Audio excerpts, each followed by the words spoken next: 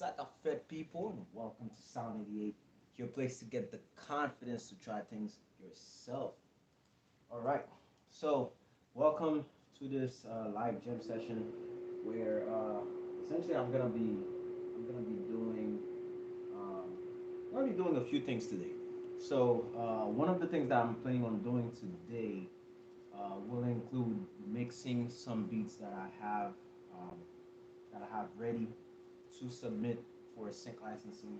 So I'm gonna go over that.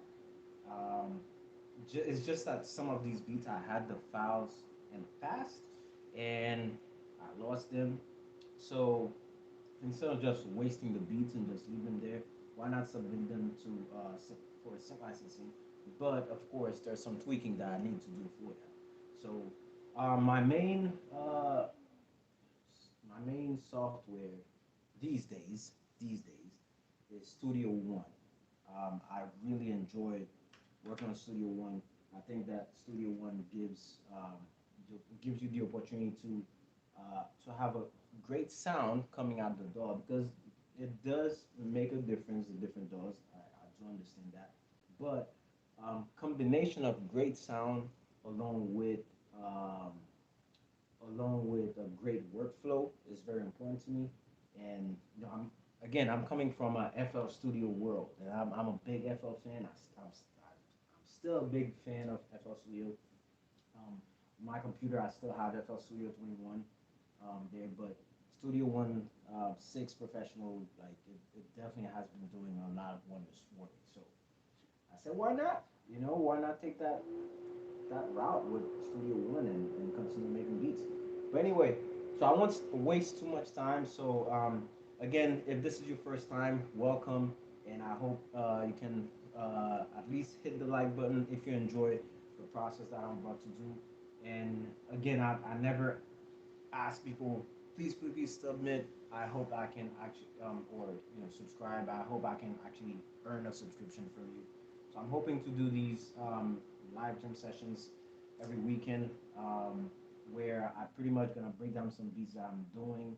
I may not be talking for every step that I'm taking, but at least some of the decision I'm gonna be making to make these beats, I hope I can share those just to at least communicate my thought process behind some of the things I'm doing. All right, so again, chilling night, man. Grab popcorn, have fun, and do things and have fun like I am. I'm about to have some fun. So let's start by opening Studio One Six. So I have a couple beats that I wanted to mix first before I send them over. They're older. They're not necessarily older beats, but there's some beats that I had some I had some problems, some issues, especially on the low end, with different speakers and different process that I was doing. So it would come out and it's like, oh, it plays great on your computer. And I'm sure a lot of both mixing engineers, artists, and producers can relate to that. Things sound amazing in your studio. It's like, man, that's a banger. You know what I mean? And you take it to your car, and it's like, what is that? That's not my beat. That's not my song. That's not what I just recorded. Yes, it is. It's just not mixed the way that it should sound in a car. Now, there's plenty of software out there from my research where they can emulate the different environment where it can have headphone or uh, desktop monitors, studio monitors, cars, different environments so that you can actually cross-check your mix. So one of the good things I've been doing, so I have the JBL studio monitors here, um, but I also have two smaller monitors which I completely turned down the low end. So there's almost no low end on it, and I do cross-reference my beats and those small speakers. And the reason I do that is just for me to have. I still need to be able to hear the kick, even if I have an 808 for a beat. I still want to hear the kick, and that's very important to me. Like So that because in my mind, I'm like, hey, this kid back in Haiti or this kid who doesn't have the the opportunity to have like big speakers or none of that, they may have a small headphone or they could be listening to their on their phone. And for me, even if you're listening on your phone, you should have some type of low end if the song is properly mixed and you expect to showcase your low end and your beats, the kicks. So by using these smaller monitors, I have the EQ like completely done for it's flat for the low end. So I still stack up some of my kicks. I use some kicks from the MPC 2000. I use some other kicks. Shout out to Ski. I recently purchased his drum kits. They knock, man. They knock. So it's like you barely need combination really, but I do it anyway. Alright, I do it anyway. So let's start with the first. Um, let's start with the first one. So I'm right now. I'm just gonna do. Um, right now I'm just gonna have like one of these beats, and I'm just gonna add some flavor to it, some boost up the low end and stuff. So this one, we'll start with the A1. I'm gonna do this A1.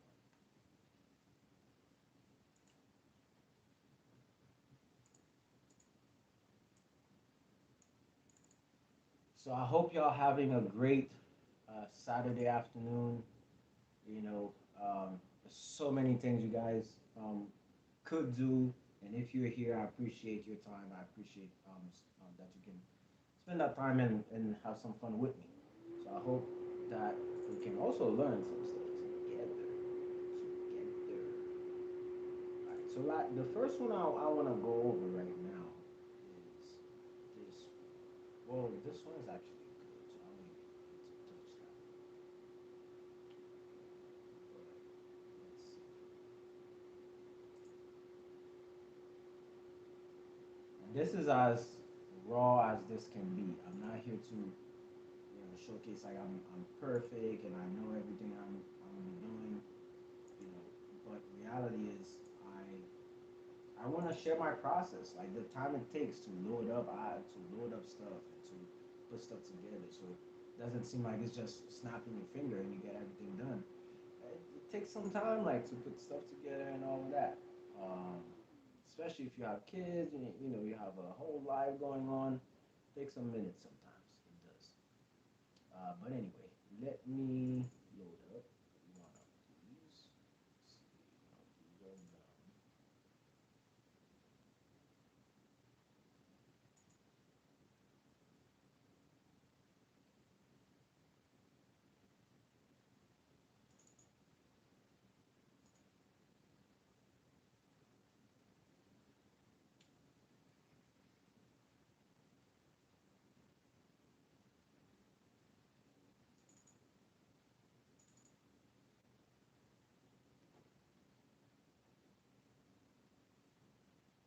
Okay, so the first one I'm gonna go over right now is gonna be. I'm gonna take this one called "Carried Away." So we're gonna do "Carried Away" is pretty dope. I think I like the low end, but I'll boost it up just a little bit more and make it better because we can always make things better. So I'm gonna call this one.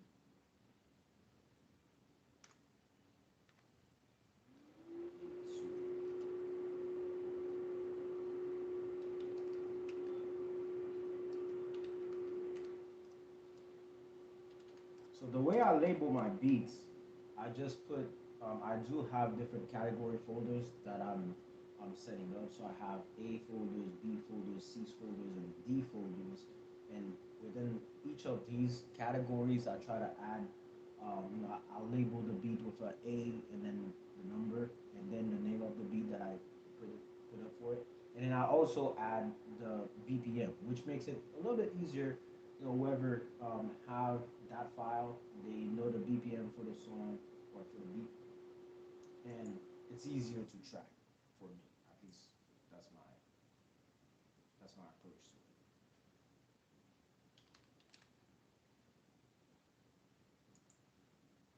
So what I'm gonna do, I'm gonna add a reference track, which is one of my beats recently that I'm very satisfied with the level for it. Um,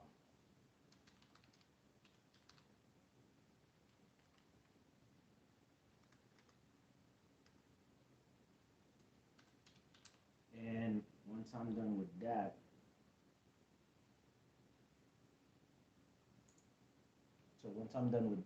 then I'll be able to quickly compare the reference beat to the new one. It gives me the opportunity to like build up pretty well. I don't need to change the tempo or anything like that. It doesn't matter because I'm just mixing it just a little bit more.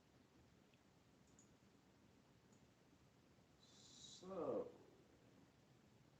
the main beat that I'm gonna be working on is that second layer. The first one I'm gonna put the reference track that I recently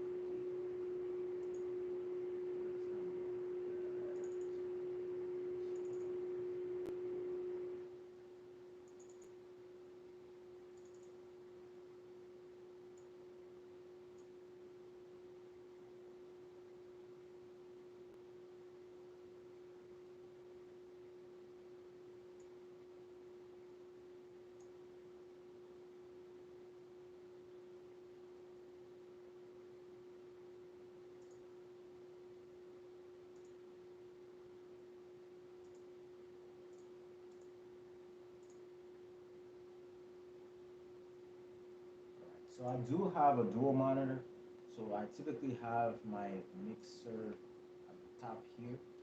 Um, but at least just for the sake of this particular jam session of me just mixing some of my beats, I'm gonna keep the mixer here because I'm gonna share some of the plugins that I use. I don't use too many plugins when it comes to mixing beats per se, but there's some plugins I definitely do go for. And some of them they include the God Particle. I use Smack Attack. I use a virtual tape machine um, from Slate Digital. There's another one from Waves that's awesome as well, which is called J37. Uh, what else? And then I also use Fresh Air, which I love, and it's also from Slate Digital. It brightens and white gives some width to the track. It really helped whatever what you're doing cut through the mix a lot more. So let me see here. So uh, first things first, I'm gonna open well, one FX channel here. Should I open the second one? So I have Smack Attack,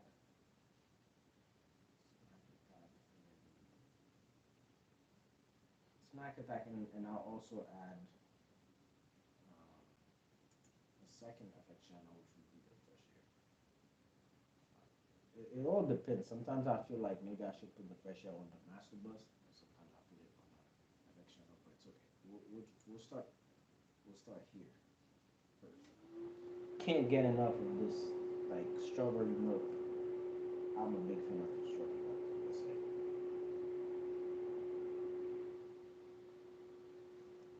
Mm, that's good. That's good.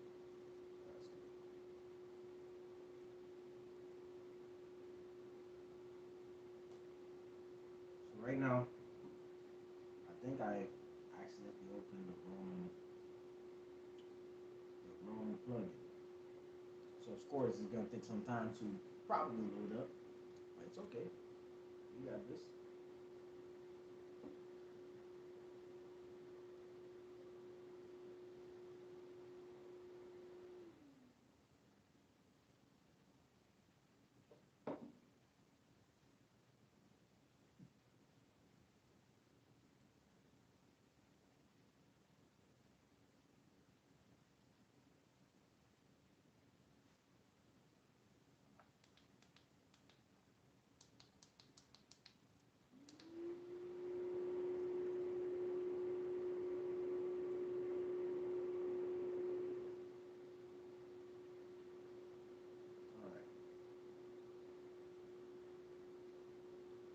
that open Abbey Road. I'll link that. First of all, I don't have a crazy subscription with Waves. I have the Essentials subscription with Waves. So some of these plugins, they're not the first one I go to. So this one, but this one that I'm about to use, I actually bought because it does make a huge difference for sure. And it's called Smack Attack. Now, I use the Smack Attack stereo for the beats, and I don't think I should put. I don't know if I should put it on. Nah, I'm gonna put it. I'm gonna put it on the actual beat. Yeah, I'm gonna put it.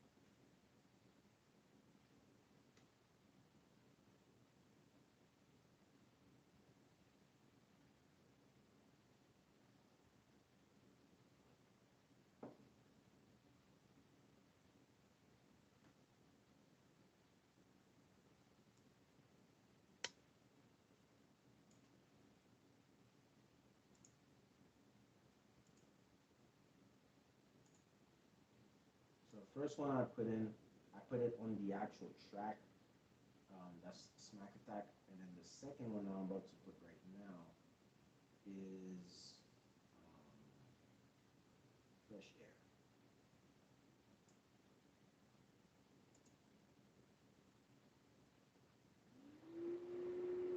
I really love Fresh Air.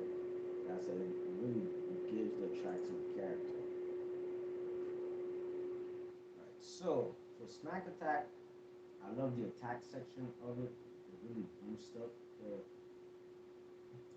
beat. So I'm gonna listen to the beat by itself, the reference track, just to showcase the loudness and how I wanted it to sound. And then from there, I'm gonna start working on the second one. So 848. Okay.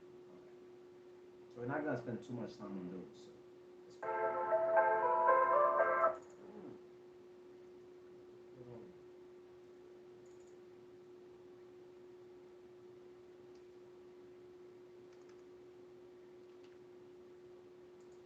I'll play that one.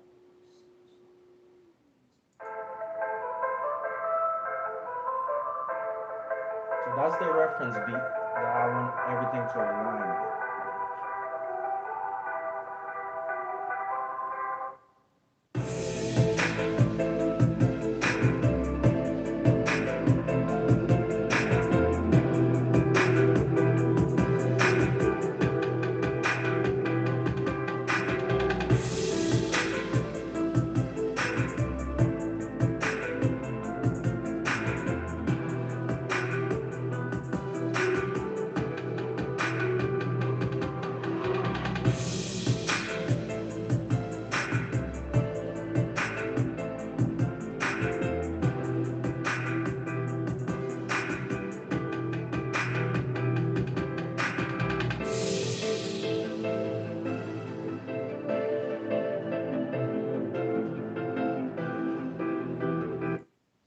All right, so as you guys can tell, this is the reference beat that I have here to go off of.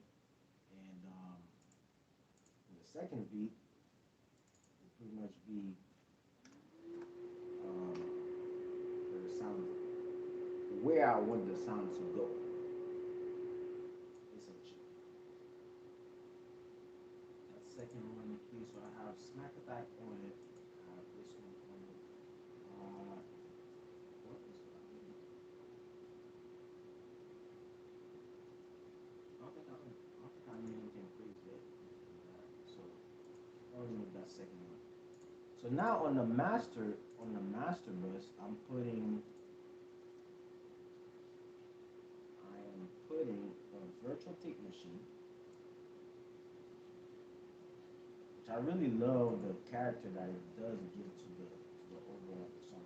You have to know how to properly use it, right? If that makes sense. You know, you have to know how to properly use it. Matter of fact, I'm gonna actually use that as an effects channel. Use that as an effects channel instead. I've not done that before. I usually put it on the master bus, but What? Just for the sake of this one, I'm gonna put on perfection. Um, Smack attack, I actually put it on the thing, and then last but not, well, not last, definitely not last. There's two more. So I use the limiter from Presonus. I really love it. It's really simple and very easy to manipulate. Uh, and then I also use God Particle. God Particle, I use it towards the end because it does slow down my system. But God Particle, I don't even think about it. God Particle is probably one of the best plugins I ever used. I mean, this thing, you just load it up. It boosts everything without saturating nothing, still giving some vibe to whatever you're doing. So it's absolutely amazing. And I use it so many times. And man, it completely changed my mix. Like it went from here to here, boosted up without feeling like you're sacrificing the sound of what you're doing, and it's not saturating anything, and you know it's hands down. I love it, hands down. But anyway, so let's get going with this one. So I have this reference beat that I just played. So I'm gonna play the beat that I'm gonna be working on right now. I do have a couple plugin on it. I do have the limiter on it as well. Um, but I'm gonna turn these off just for now, just to see, just to hear how it sounds by itself.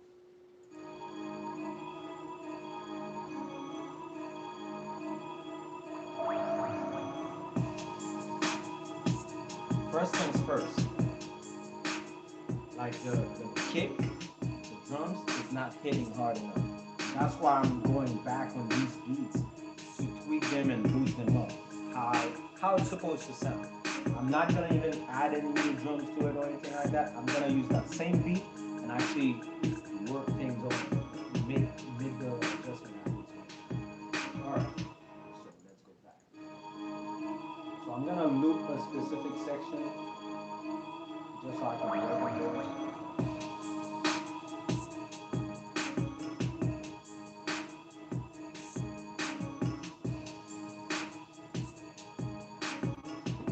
So the first one, so the first thing I'm gonna do right now, I'm gonna load up Smack Attack just to see the difference of the bypass. I don't know if it's gonna really sound how I intend to sound from the speakers to my microphone, but I hope you guys can hear the difference. That's without right now. Now I'm gonna add it automatically. Like I said, you guys might not realize the change, but it did.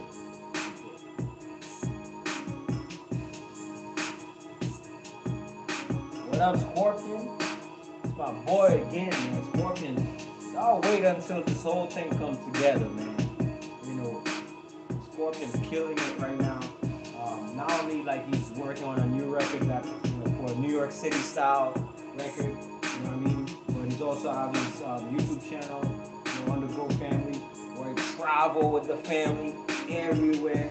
You know what I'm saying? Like getting me to know how to really properly sign up with, especially Disney Cruise, because it's a process. It's a process. So shout out to Scorpion on that.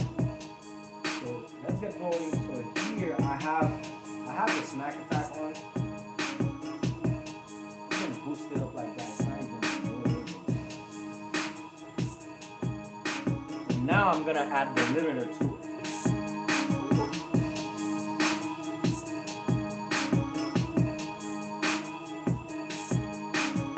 So automatically, this is the difference. That's without Smack Attack now. Without Smack Attack, without limiter, you can hear the difference right now. And now I'm gonna add the Smack Attack, or automatically start knocking a lot more.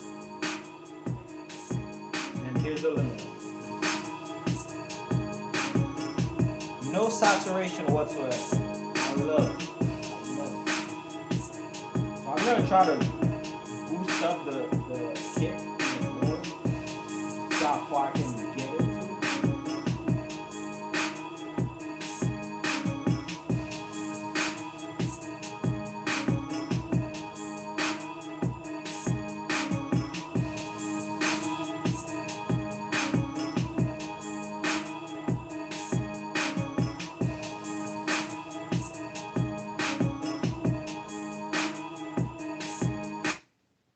I got a pretty good um, feel for how it's supposed to sound. Now I'm gonna change the BPM real quick, and I'll listen to that other joint as a reference without limiter on it, just the just the beat how it is.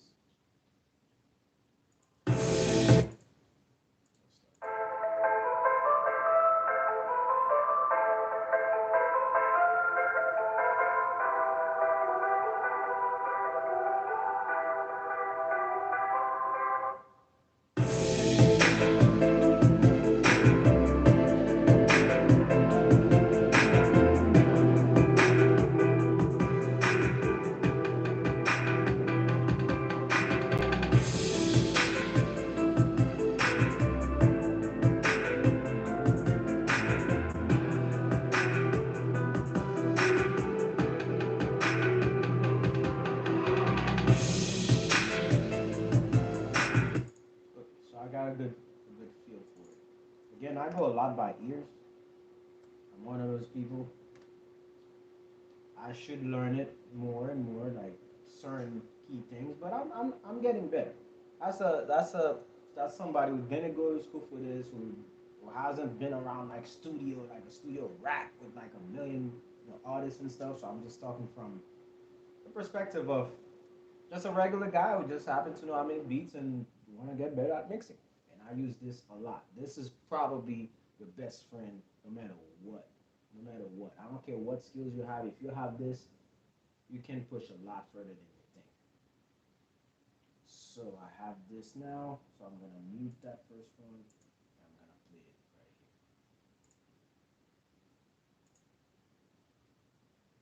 Limiter on.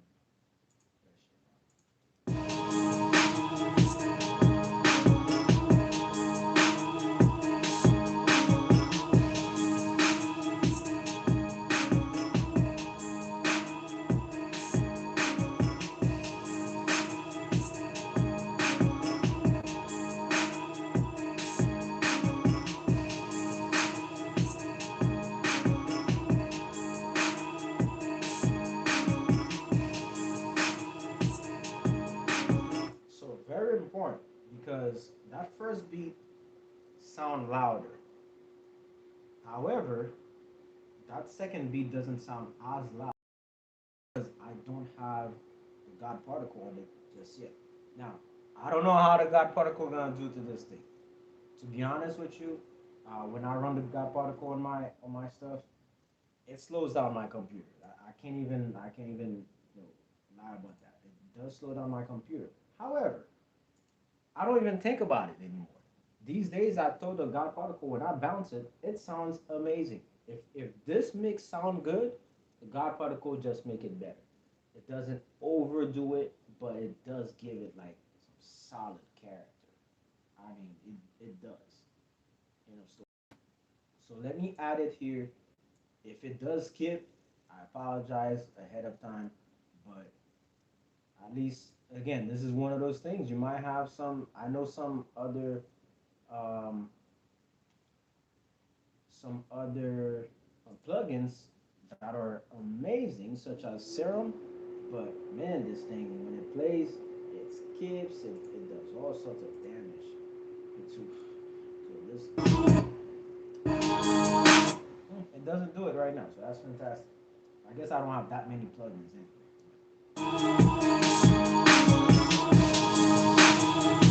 That's with the God particle. That's without.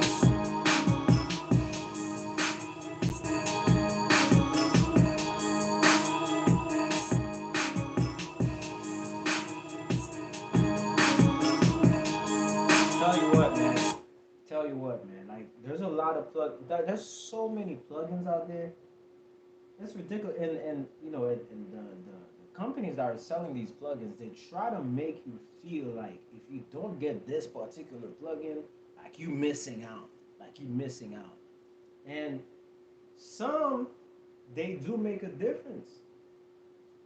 The God Particle, I can't rave enough about this plugin. Like, and I'm not sponsored by them, none of that. I'm just saying the God Particle is freaking amazing.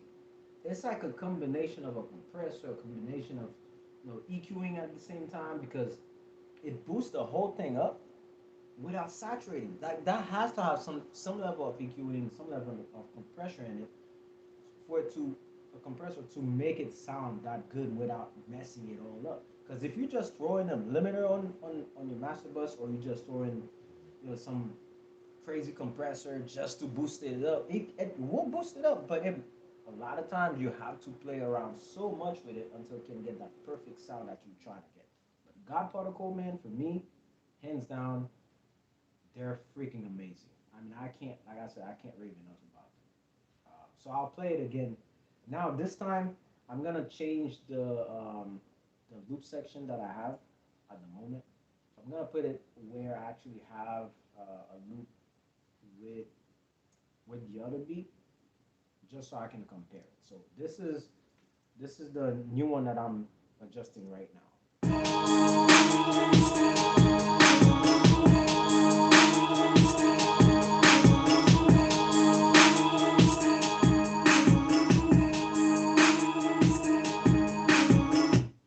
Okay, so now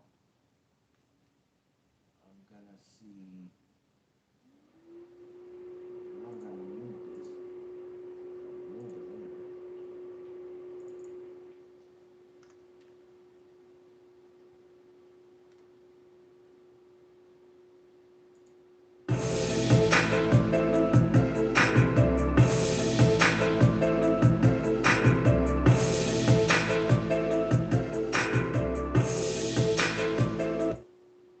Pretty much same sound. Same sound.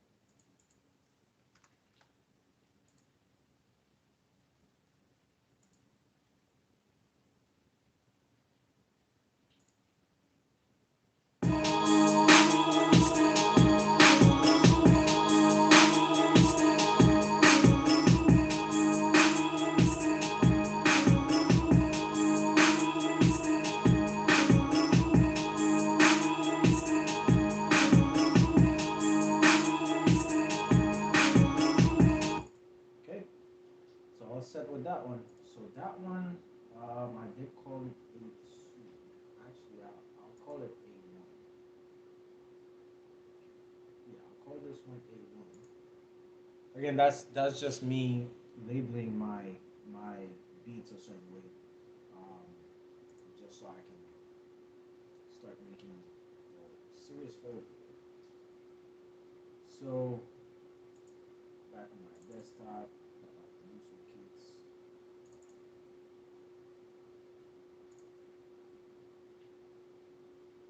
And the way I had my intent, what my intention was originally was to balance the stems automatically. I can't do that right now. The stems will be available for the beats I'm making now, but other than that, everything, it's still gonna be too, pretty good.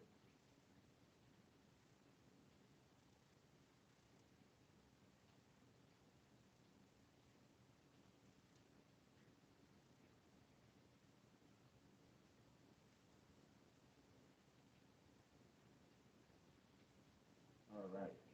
So let me see here. Hopefully, y'all can hear me a little better. Um, so I'm adjusting that.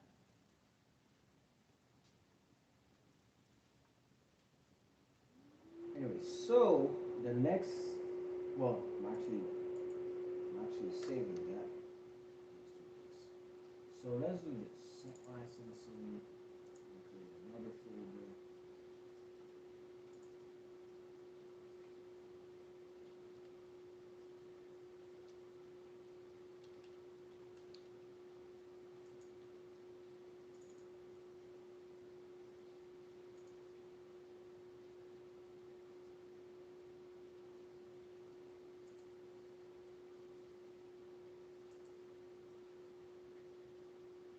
I think I did something really well.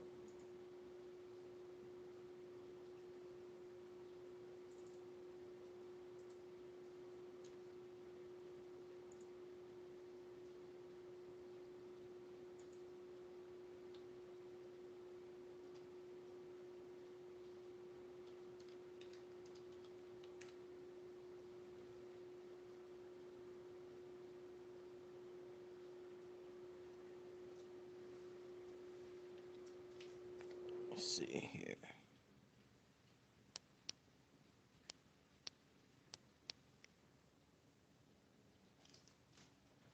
All right. So this one was 140 BPM. Oh no, I gotta do something first. So make sure I cut the loop that I'm supposed to use.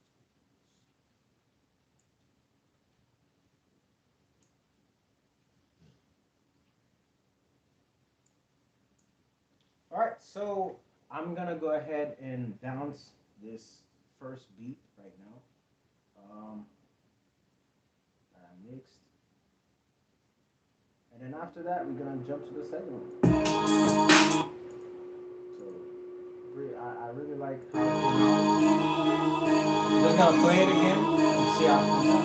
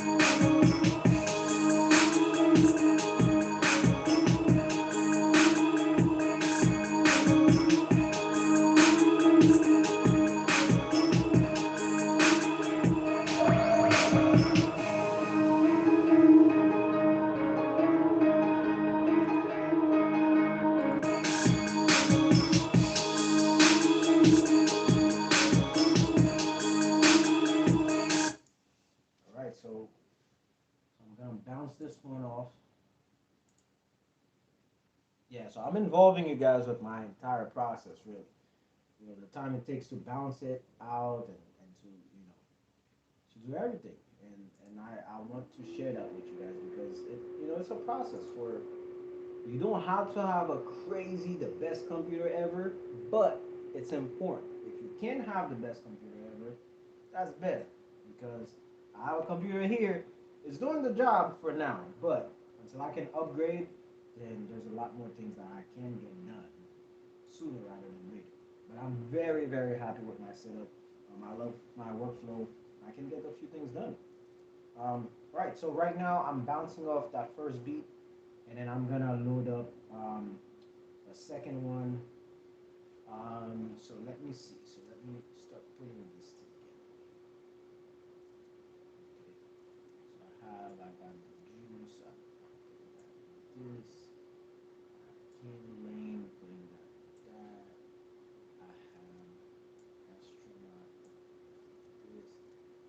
And I'm doing a B folder. Now the B folder that I'm doing, so I have the A folder, just to share with you guys what the reason I'm setting these up. Um, Appreciate it, bro. Appreciate it.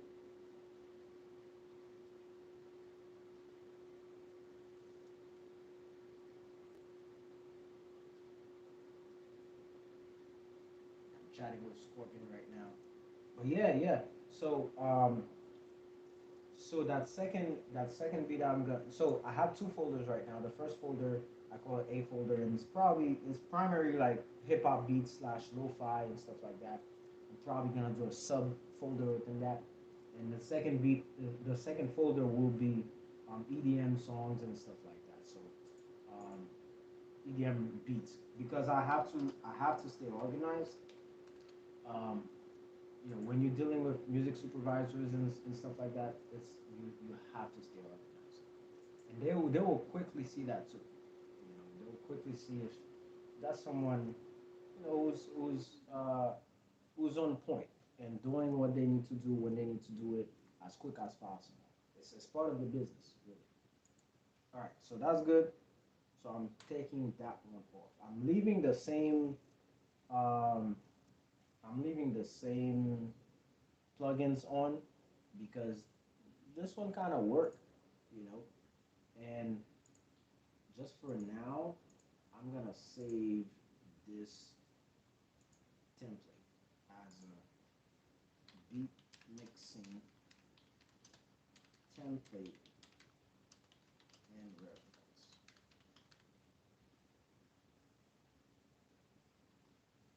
Yeah, so I'm saving this because tell you what, man, templates, it's a big thing. It saves you so much time, so much time. All right, so we're done with that one. Let's jump to the next beat that I'm working on. Let me see. And I think I have. It's funny, like a lot of times I have a lot of things organized on my phone. That kind of that's what's giving me like a quick reference to, hey, you doing this, or you doing that, or you just finished this beat, you just work on this beat and stuff like that. And that's the only way for me to keep track of what I'm trying to do sometimes.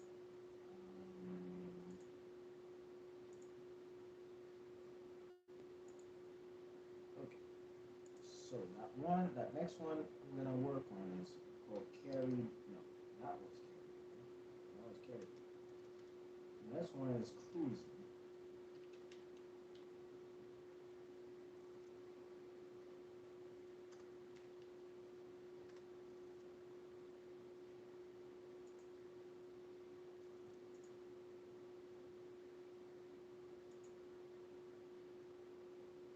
So the next one, I'm gonna find it. I think I have it. So it's cruising.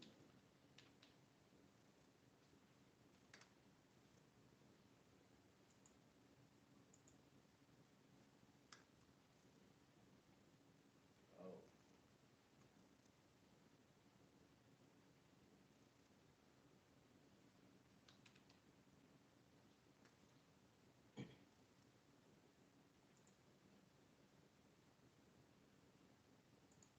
hmm. Well, well, well.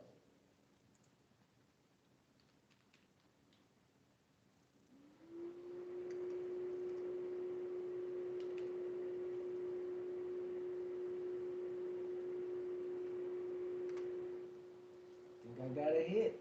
Yep, I found it. So this one is 172.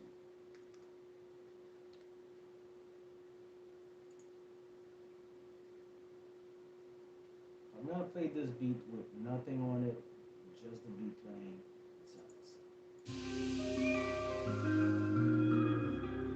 Again, that's the part where there's no plug-in on it. There's nothing. It still sounds pretty good.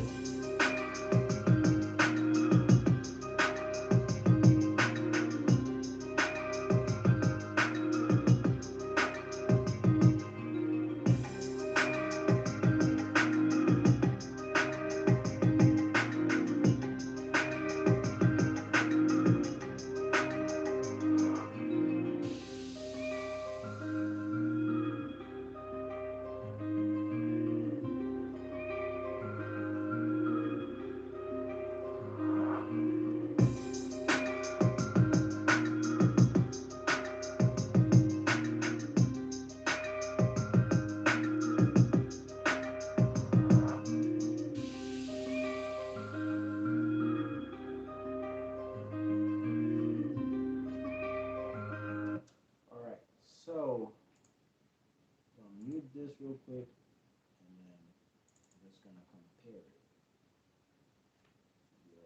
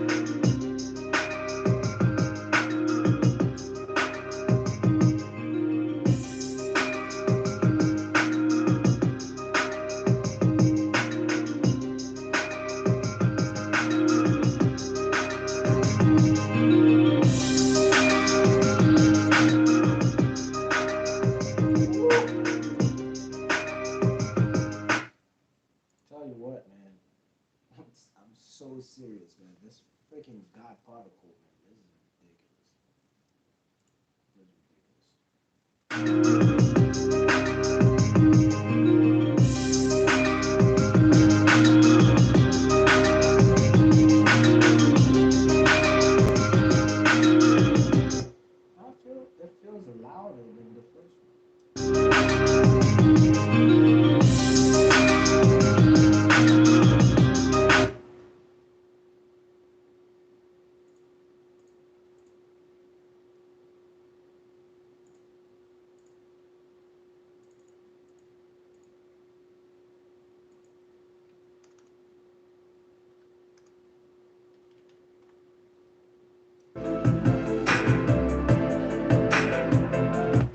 It's crazy. That second one I just did, it's louder than the first one. It's louder, much louder. That's that's wild.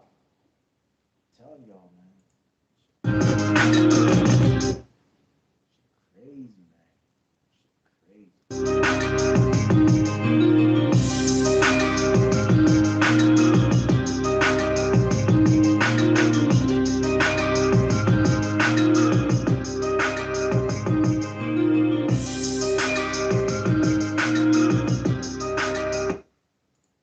All right, mission accomplished. So we're done with that one.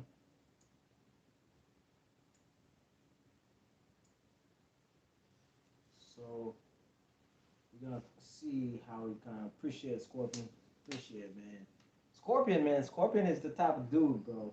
It's like it's crazy. You like, you know, again, I always say that, man. The way my dynamic, with Scorpion, same way as Bricks. It's like, we don't even need to finalize what we're trying to do. Like I may say something like, and he's like, he come up with another melody and be like, yo, why don't you add this part or this part? Like our dynamic is amazing, and it's hard to find like people that you can click like that with when it comes to music production because they might see something a certain way and don't want to even listen to other opinions, or they think they're kind of like know it all because they're doing something like that's their thing, and someone else who's coming in like they don't think if they have the approach. That's amazing, and that's why Scorpion. I always tell him, he's not a beat maker yet, but he is an amazing producer because he can produce a track from start to finish.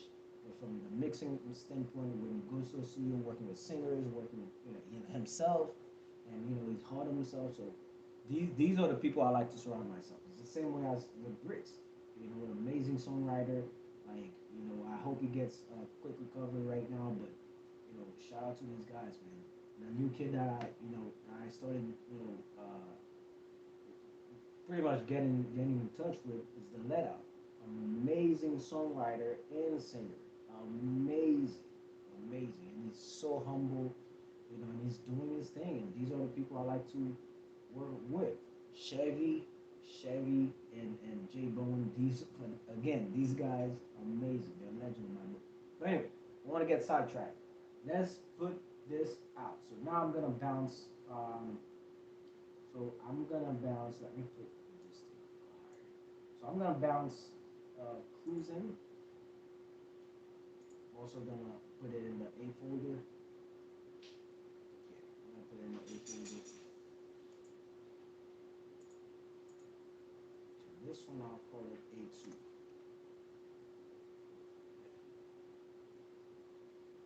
A2. This one is 172 BPM.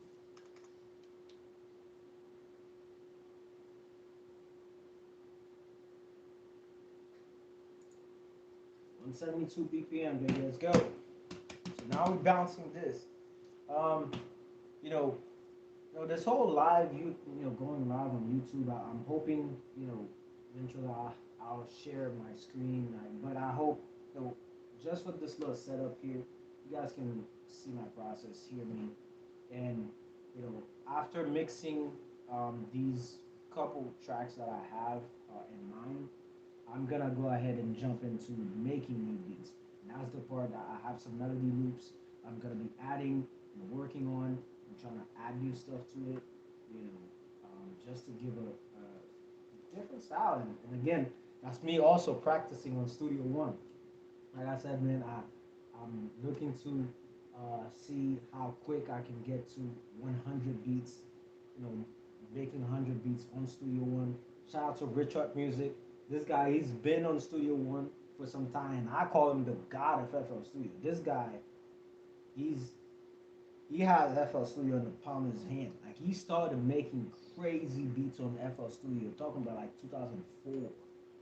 Like I don't know how he discovered it and found a way to know how it works that great in Haiti. Now he's been on Studio One at least, I don't know if it's at least a year or two, but he's been on Studio One like beat making, and I never crossed that until recently. I'm glad I did. I'm glad I did. All right. So let's see here. So a couple folders here. So the A folder right now.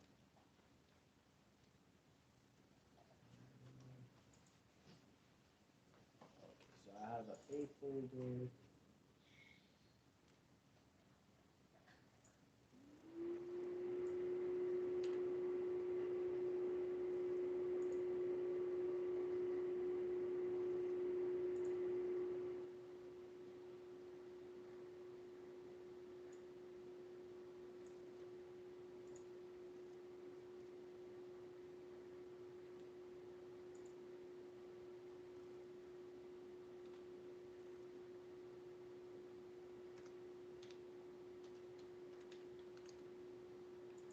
So I'm gonna have an O folder.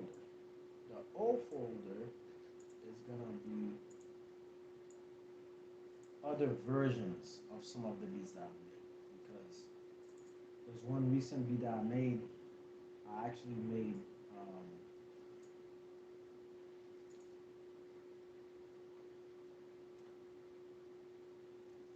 there's a beat that I made. I recently um, made two versions of it, so that definitely helped. So the next one I'm gonna work on. I had it in my phone here. Crazy man, you still can get on just without your phone, man. That shit's crazy. Anyway, the next one I'm calling it Heartbeat. Yeah, so I think I have Heartbeat here somewhere. Uh, okay, so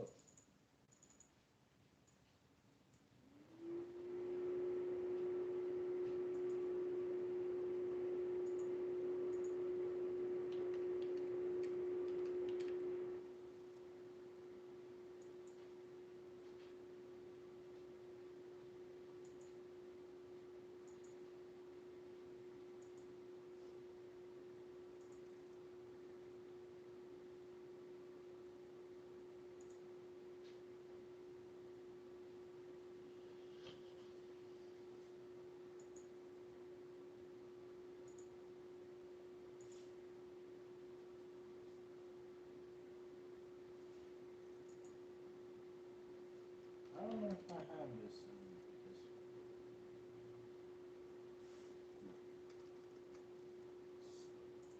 chances are I have it.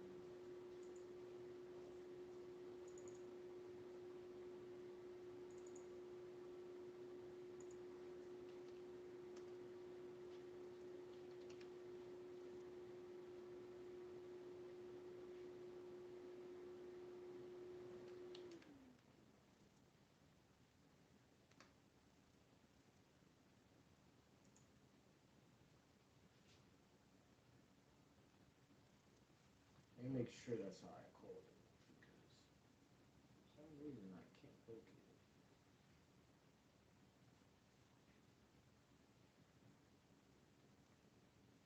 Hmm.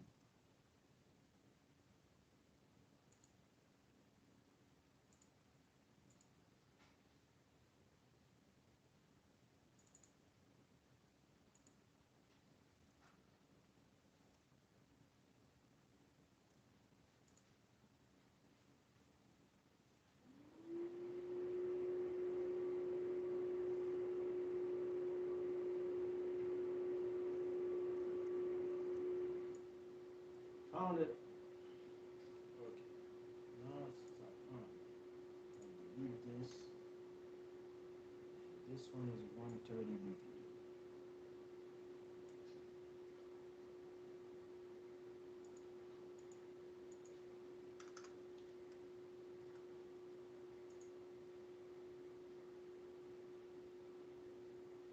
So same thing, I'm gonna remove all the all the plugins, and I'm just gonna play the beats, this beat exactly how it is, and and it's a chance for you guys to just hear some of my beats, really, at least the newer ones that I started working on. All right, so let's go along with this one. Let's check it out.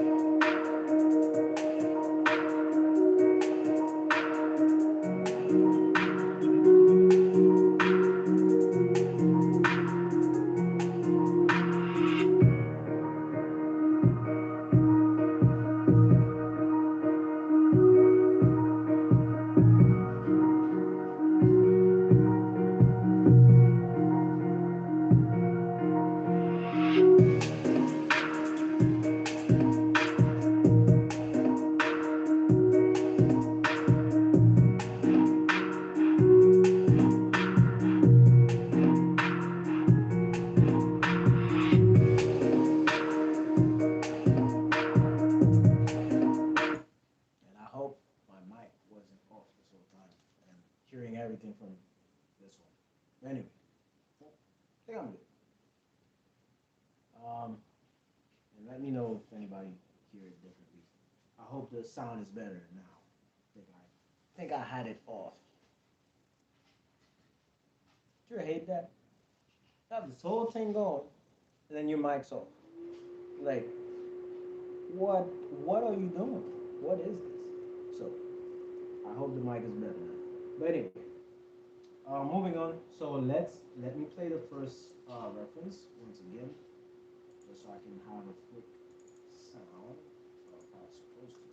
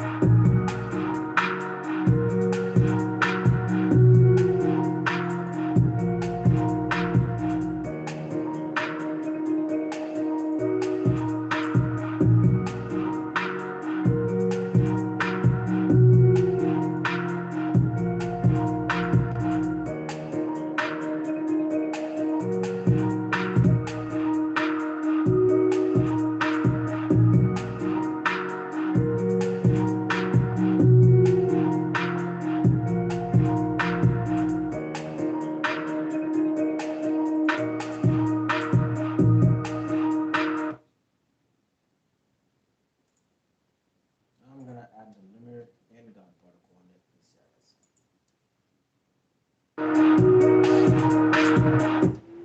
Automatically, you can tell it's like way oversaturated. That's the part where you have to come in and play around with the knobs just a little bit more because it can sound the best on some, and then some beats. If I made a different mix before, it comes out different. Like right now, this is horrible. This is absolutely horrible. Um, so I'm gonna remove. First of all, I'm gonna remove the limiter on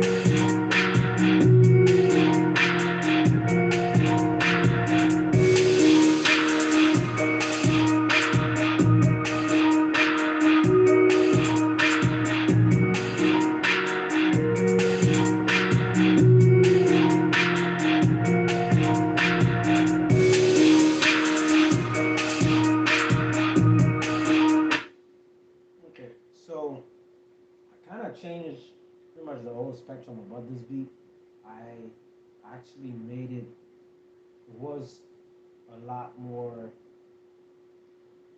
trying to find the right word. So it was a lot more dense and kind of like centered, if that makes sense.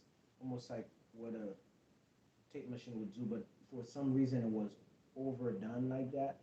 So what I was able to do with it, really, I just really used a preset from Pro EQ3. That's from Studio One. I think it's in Studio One. And I use a disco preset, and actually brightens and opens the track. So if you can hear the difference here, I'm just gonna play the song, the beat without Pro EQ on it, and you're gonna see the difference when I activate.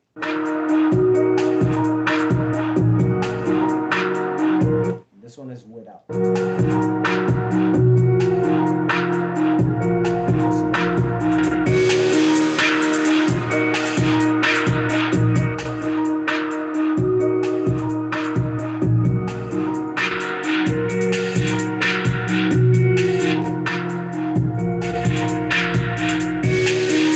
That's what EQ can do for you. That's what some certain plugins can do for you.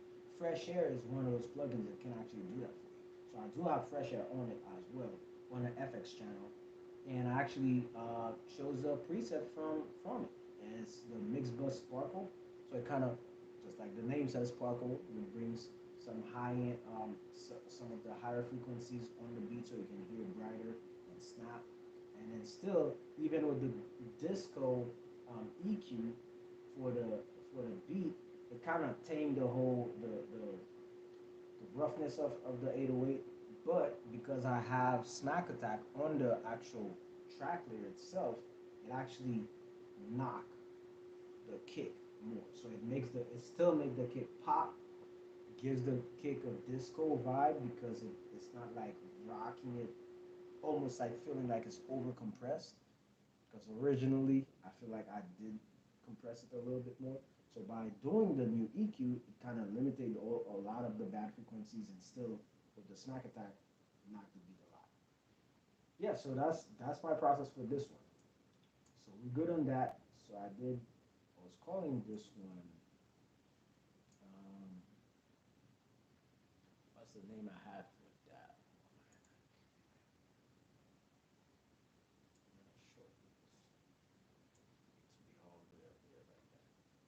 All up in your grill. So I have the one and two. This one is A3.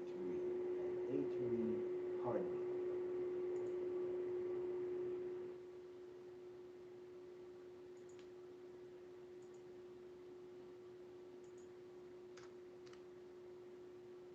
Heartbeat is 130.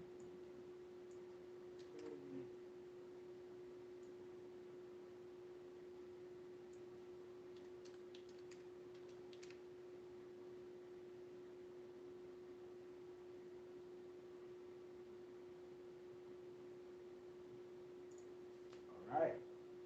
So we're bouncing this one. So while this is happening, I'm gonna check the next one that I want to work on. So the next one, let's go in the zone. In the zone. All right. So let's find Mr. In the Zone.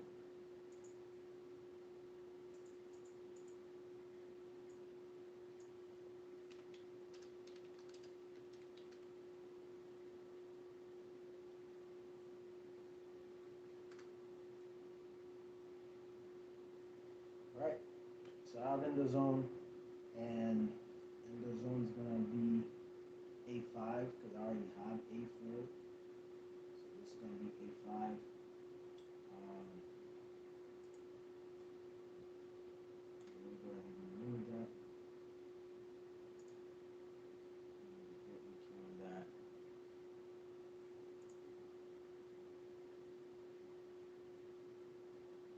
I'm also gonna save this as a template.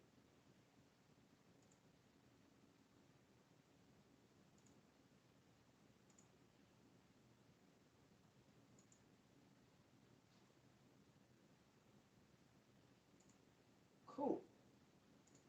Now, change the tempo. So what I'm bringing over is 140.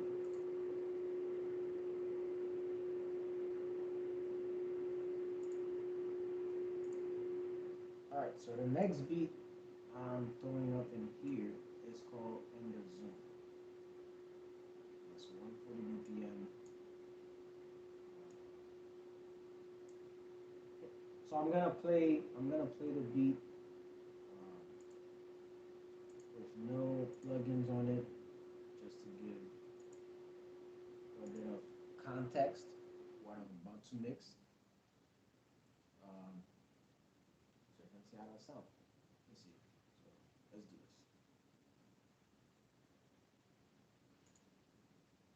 This is the beat with no plugins or nothing.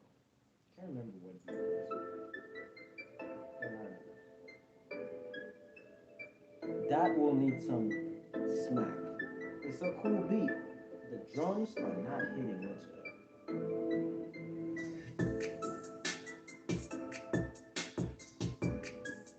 Like everything is there. The structure is there. The concept of the beat is there. But it's not knocking. It's not knocking. And that's what we're here to do. We're here to fix these little things before we send them off. So I'm pausing it here. 36. This is the other.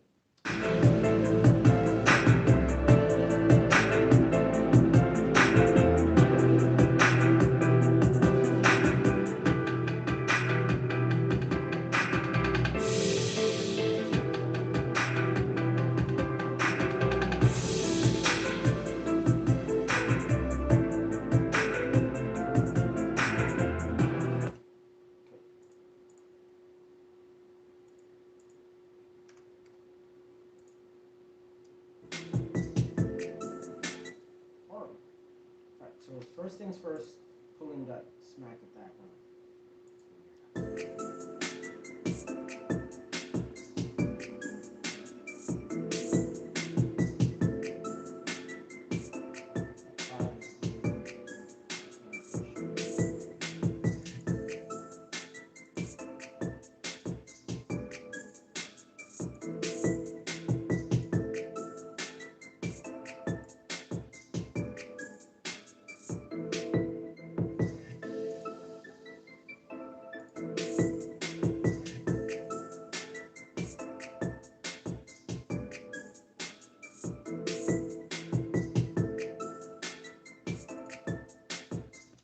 Again, this is a perfect example.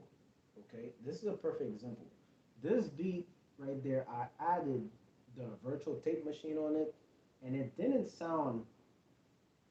The kick itself didn't really sound as good. Now, I know some people were amazing at using, certain plugins, especially tape machine. But I've been seeing a lot of mixing engineers saying how, you know, we're in 2023 right now, okay? And a lot of times when it comes to mixing, people want to have some vintage sound and some sound that you can take from a tape machine. But you have to be careful because not every tape machine just gonna work for every beat. Now it might be your thing, like for instance for me, I put God Particle on the master bus for pretty much anything I do. The final product, the final thing, the final bounce will have God Particle on it. And even if it's even if it's for mastering, I have like there's ways for me to put it. So I'll put it still under a certain threshold so that it can be used for mastering, but I will add the God particle. So it's the same thing as virtual tape machine. I like some of the saturation and warmth that the virtual tape machine brings to a beat, to a song, but it doesn't work for everything. Here is a perfect example. The beat, at least the kick, the drums, they sound better. They sound better without the virtual tape machine. That's very important to me because, again, this is my friend. This is my friend. I listen to this, I make sure like, hey, I don't like how it sounds. Like Timberland always say, does it feel good? If it feels good, then it feels good. If it does, if it's not right, I won't use it, and that's the end. So this is the beat again. So this is the beat without the virtual tape machine.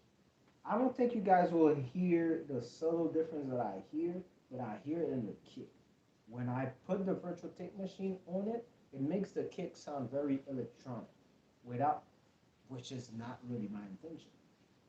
Without the virtual tape machine, it sounds more round, more full, and it's more balanced. And that's what I was looking for this video. So let's play it again without the virtual tape machine.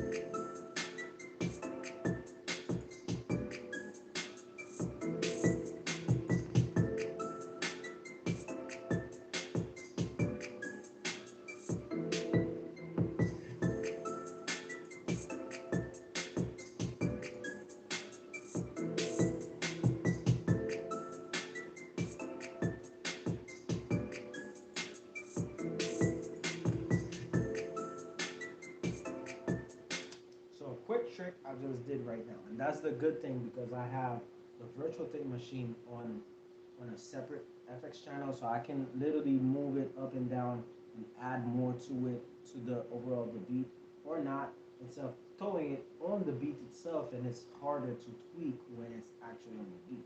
But if it's by itself, I can control it a little bit more. So this is how I like the sound now. And again, that's without the limiter. That's without God particle limit. So we're gonna see how it beats out by itself.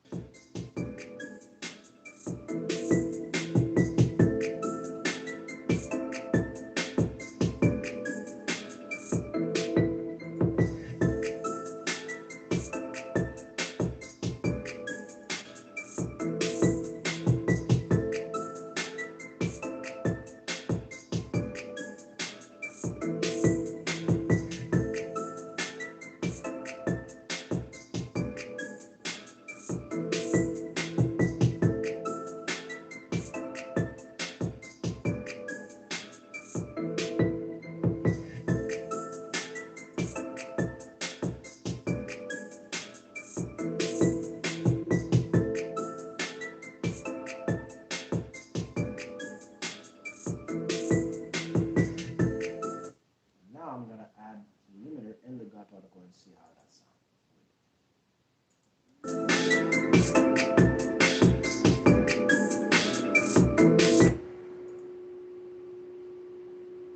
A lot.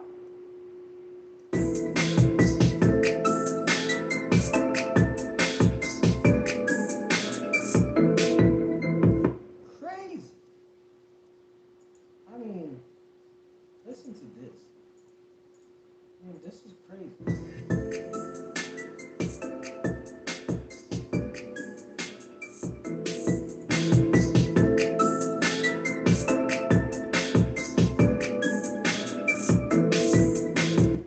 Mind you, people, that's with no saturation or nothing.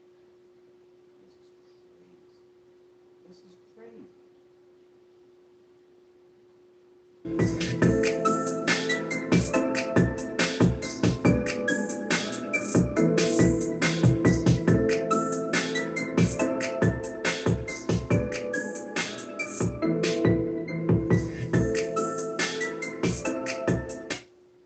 All right, I think we're done with this one. Very easy, simple, straight to the point. So that one is called In the Zone. And this was A5. Yes, so this is A5. All right. So I'm gonna put the loop where I want to take it to. Again, this whole session here, I I put pretty much 4 to 5 beats I put together, just not put together, but mix them and boost them up the way I'm expecting to have all my beats to have the same level. Again, I want to have some level of consistency. Some beats will always sound better than others based on preference, based on what you use for it, or some sounds that you use for it. But when you start using the same drums, the same type of drums, it doesn't have to be the same specific drums, but your same way of mixing, the same drums, you start having some type of consistency. So now, if a music supervisor or an artist or whoever want to check out your beats for a project or anything, if they start liking one or two of your beats, they start knowing, they really start knowing, okay, this is the type of sound I expect to get from him. They're loud, they're full, they're wide, it takes the whole thing and they're not saturated. So there's some great level of mixing. And mind you, I'm not a mixing engineer, but I understand some of the basic limitation I need to add towards on my beat to make them sound good. And consistency is one of the biggest things, especially when it comes to sync license. And man, it's unfortunate enough that um, just yesterday I got approved for another um, so I got approved for another music library, which I'm really excited about. It took them maybe about 2 hours to approve me, so that's such a motivation. Like you submit your beats, and you crossing fingers. Hey, will they allow you to be a beat maker on that platform? And within 2 hours, hey, we're more than excited to have you on board. We heard your songs or your beats, and we like what we hear. Of course, they expect you to have at least 20. I, some of them just 10 per month, but I'm hoping to have at least like 20 to 30 beats a month on each of these platforms. And mind you, I have about 40 of them lined up. Um, I currently I'm currently part of about four of them, so I have another 36 to go through. So it's gonna be a process, but I'm doing it live. I'm sharing my process with it. So that one is called In the Zone, and like I said, I called it five In the Zone was 40. Now, people, my next one is going to be a brand new beat. So the next thing I'm gonna be doing right now is making a new beat. So I spent this time frame. I just wanted to make sure that I have um, a few beats that are fairly mixed, so I can start building my library the way I wanted to. Um, and yeah, and I really can take it from there. So in the zone, 140 BPM, 8.5. All right. So we're bouncing this one, but yeah. So while this one is bouncing, I'm gonna go over some of the gears that I currently use. That's my little setup. Some people will have a lot more and a lot better things than me, but hey, you have to start somewhere, and I'm glad I started now. I'm started where I am now. So let's start with what's in front of me. This MIDI keyboard is the M Audio Oxygen 25, and this is, I believe, the first generation, and I love it. It's one of those things when it comes to gears. Sometimes the older gears they have a different feel to it. The newer M Audio um, 25 key is great. It looks amazing, but they don't have the same pads like this version have. And I love those pads. They're wide enough. They're not an MPC size, but they're close. They're very close. But I really enjoy it. It's soft touch, and when um, can't can't recall the exact name for that, but the velocity. So when you press on it, if you press on it hard, then the sound come out hard. If you press it just a little bit, it's a softer sound. So I love this MIDI keyboard, like hands down. And studio monitors, I have the JBL 5-inch studio monitors, and then I have a 3.5 PreSonus, uh, yeah, PreSonus studio monitors. These I have the frequency for the EQ in the back of it. I made it completely flat. The reason I do that, that's for almost like my A/B reference. So I use these as the main speakers when I'm making a beat or mixing something. And nowadays started doing that yesterday, and it worked. It worked great. So I stopped these speakers. So I put just the smaller monitors almost flat. If I cannot hear a certain level of kick to it, then I go back in my mix and add that because I do combine. Even if I use an 808, I do combine a club kick for the most part under it. And today I'm gonna try some of the kicks from EA Ski, to combine for some of my drums. So hopefully we can get to that.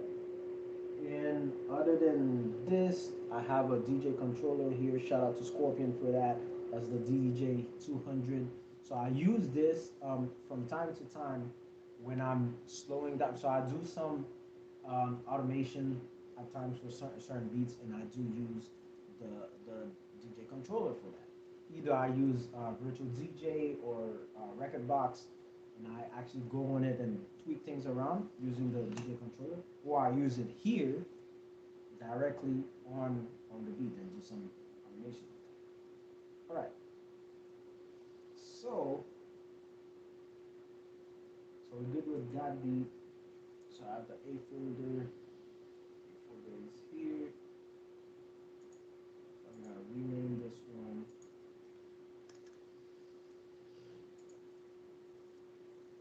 All right, so right now all my beats are pretty much lined up.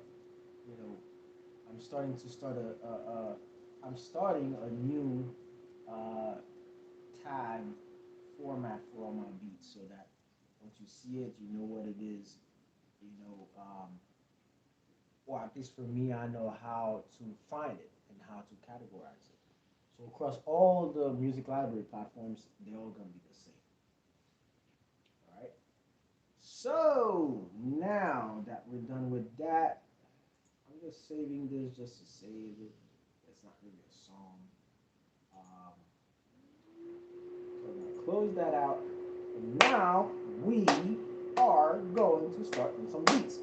And I do have on my, again, like I said, I organize so many things on my phone just to know what my next step should be or the next thing I wanted to work on and stuff like that. So I did prove it already. So I'll listen to what I have on my phone as a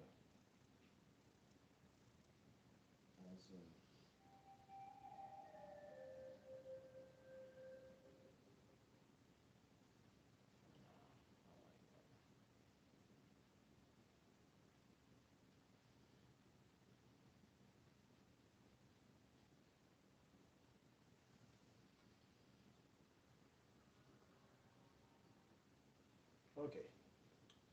So I think I found my next victim. So for my next victim,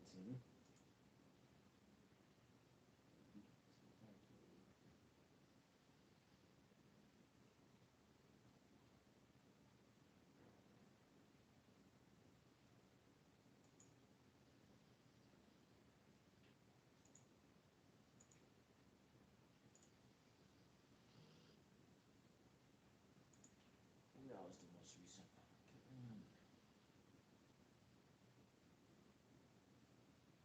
I can't tell.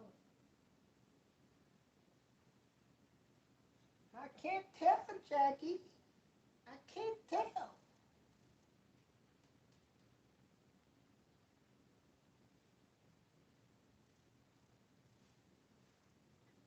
So the next beat I'm gonna work on, I've been listening to this loop on my phone, throughout the day. Not just today, but the last few days I've been listening to the loop, and I actually really, really, really love this loop. And the moment I heard it, I was like, man, I gotta do something with it.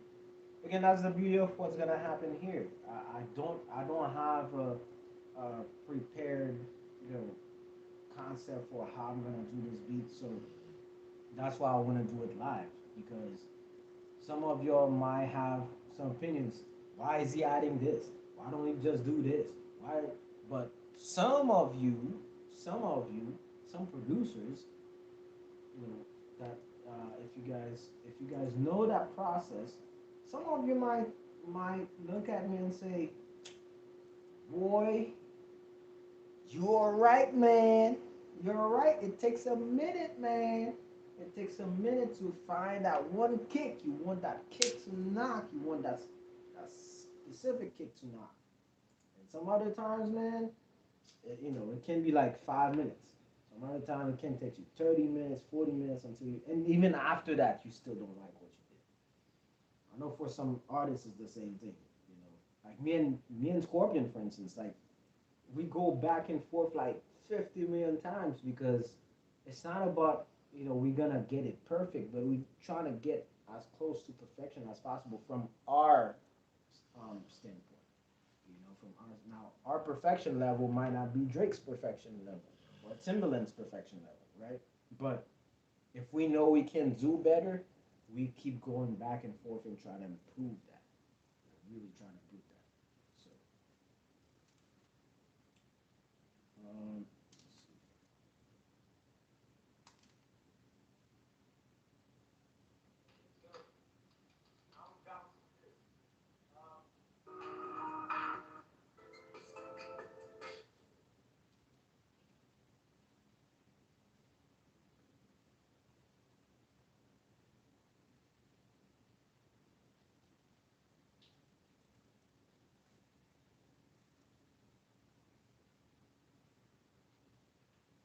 so yeah, so while we're trying to do that right now, um, I'm gonna go ahead and load that next beat, and this one is 118. The loop is 118,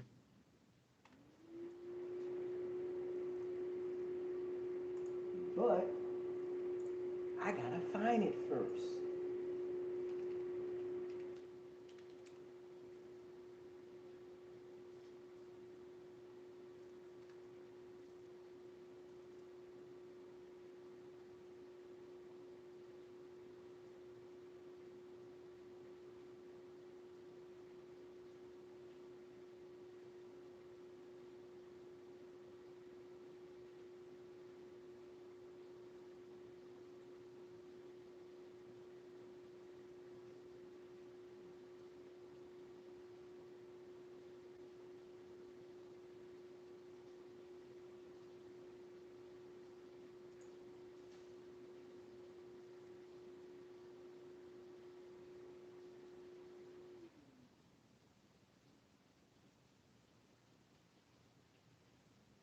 I think there's a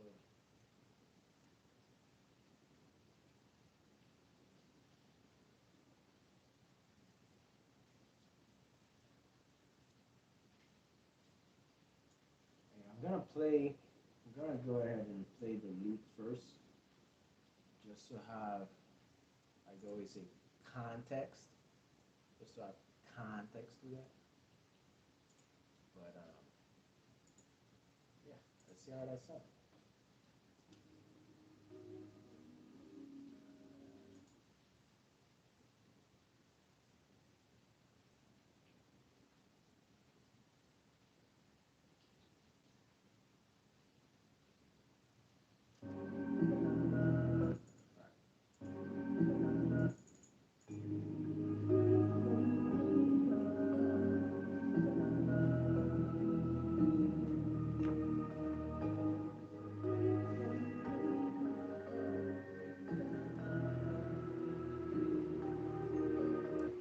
Okay, so now let's start loading some of these things. So one thing I've seen, and now for the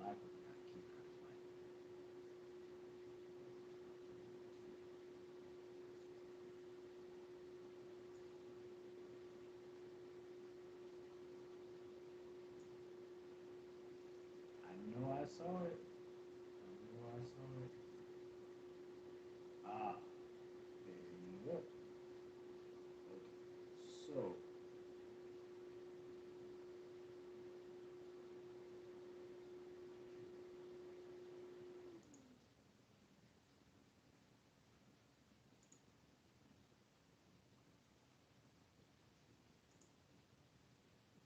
so this one I have.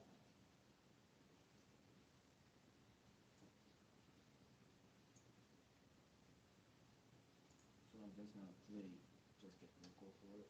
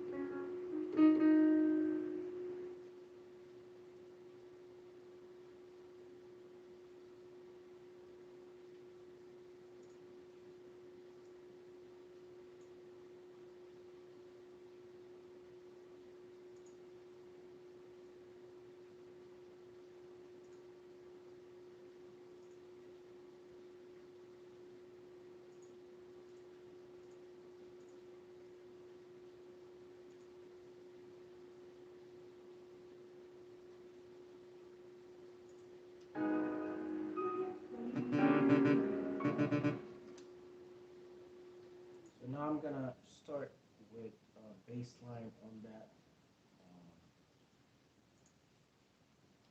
I'll start with a bass line on that. My favorite one.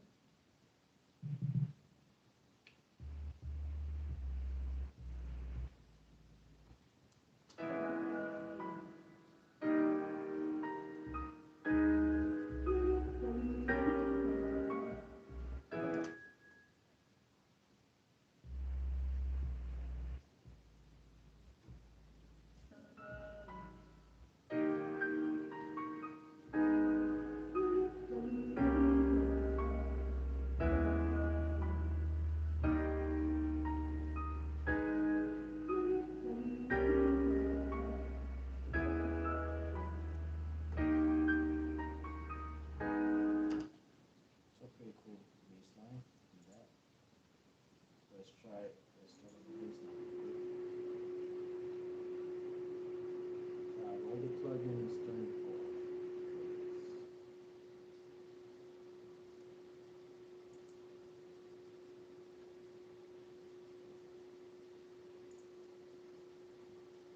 So I have all the plugins turned off. And then I'm gonna try to add the bass line to it.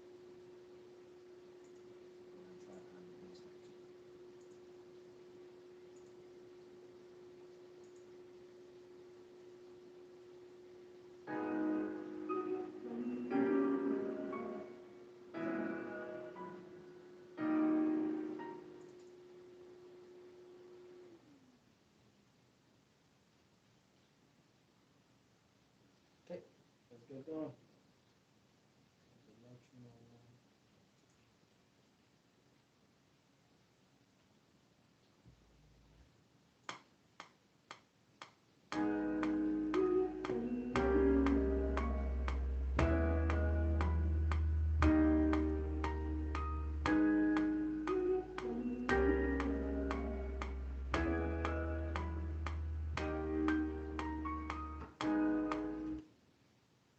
Done with the bass line. Um, so I highlight everything. I usually quantize it, but like that last one, for instance, I extend it.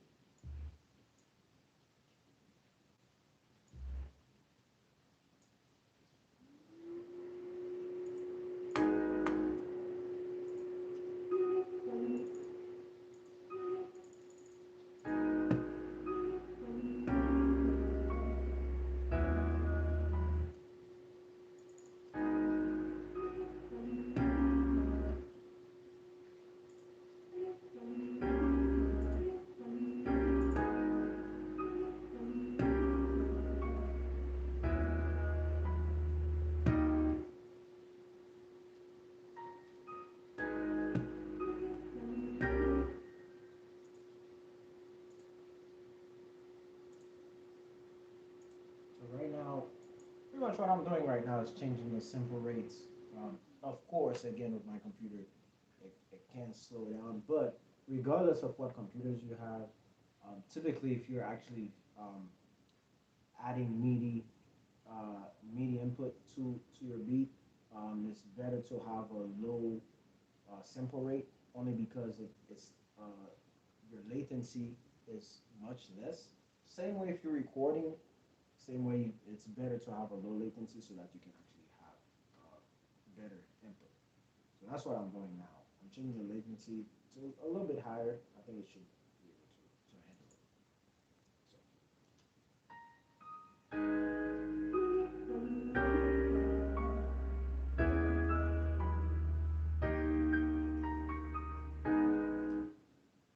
So I'm gonna take the same melody for that.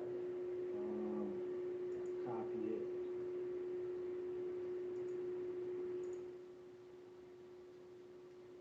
Here.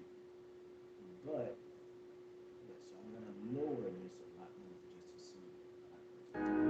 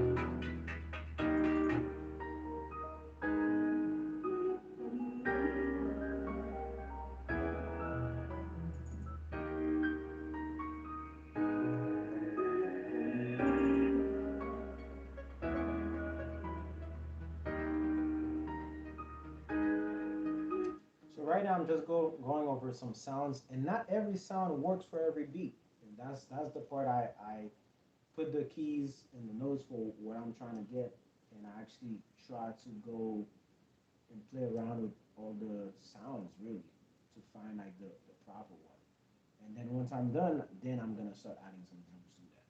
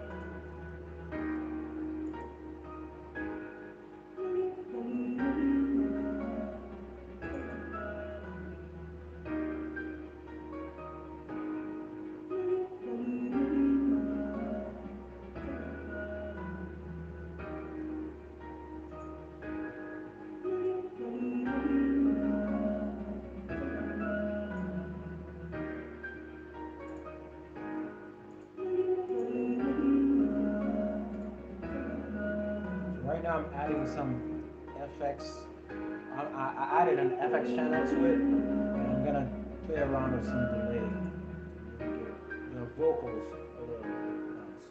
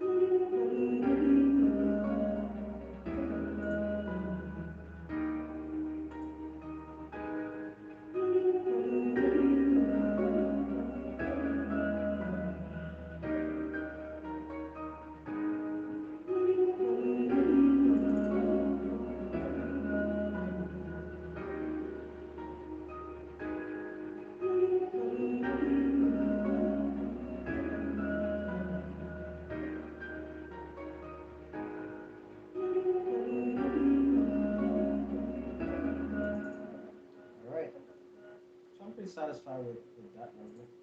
Um, Alright, so the next step, I'm gonna add. So I have a bass line. I have a little piano playing in the back. I'm gonna play the original way I heard it. So it's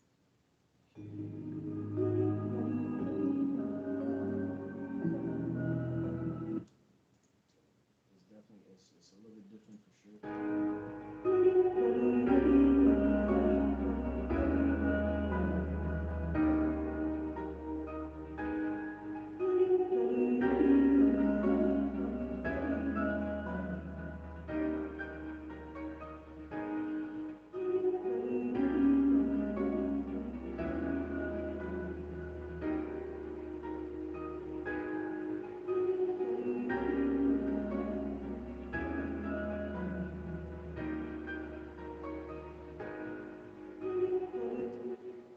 So besides just having this sound, I'm also adding, um, and at Studio One it's called beat delay, and what I can do at beat delay, okay, um, let's see.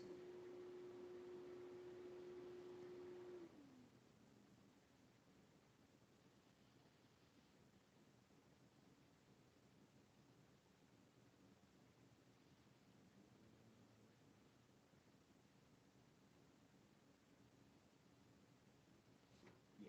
So what I can do with beat delay, um, I can do what they call I think it's called can't remember the exact name for it, but it's like one of those delays that it goes left and right when you actually put it in, and it's pretty cool. It's really cool. I like when it bounces like that. So with I think I had 62 inflation. I had a two channel ping pong.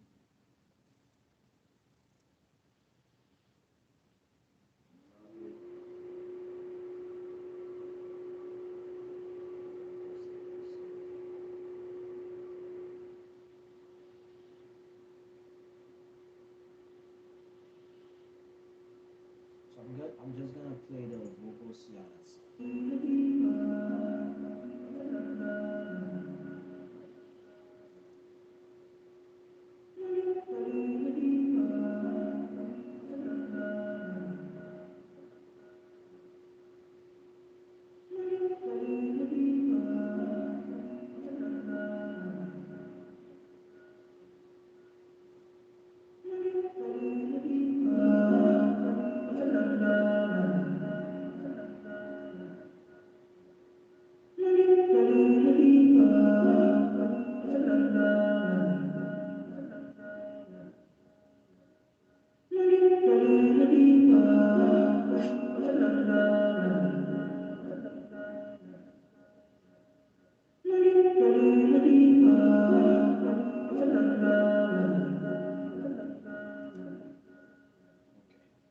So I have this.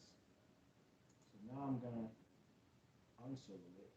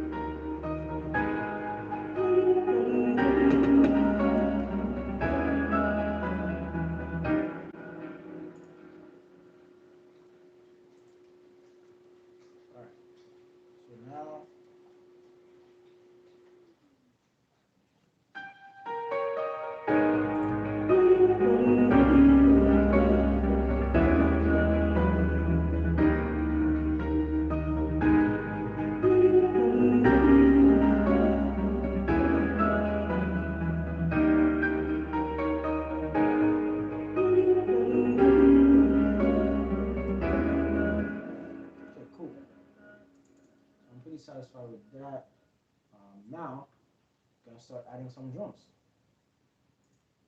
So for Studio One, I use Impact, and I really love Impact.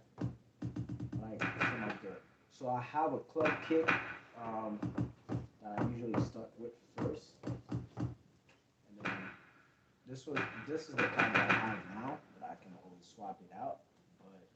Um, but today I'm gonna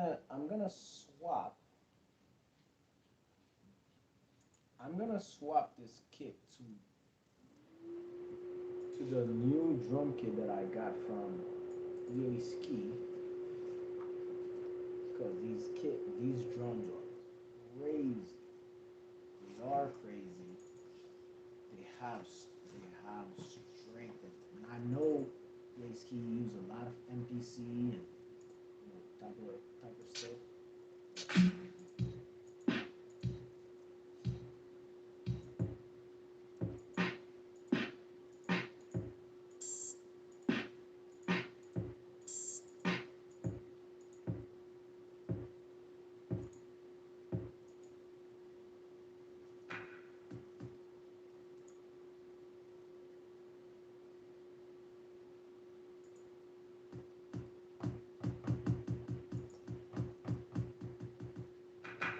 So like I said, I usually start with the kick, um, just a regular kick, and I can swap it around. I like the clap that I have. That that clap, I have a combination of Timberland style clap along with the tambourine. So now when you hear the clap, there's a there's an after sound to it. You might not even pay attention to it, but it just sounds good, as you can tell. So underneath that clap, there's a tambourine that I put to it. So I combine that. Cool. That's my clap. Um, so let's do this. So what I'm gonna do right now is just practice to see how I want to do the drums for it, and then when I'm ready, then I'll start recording.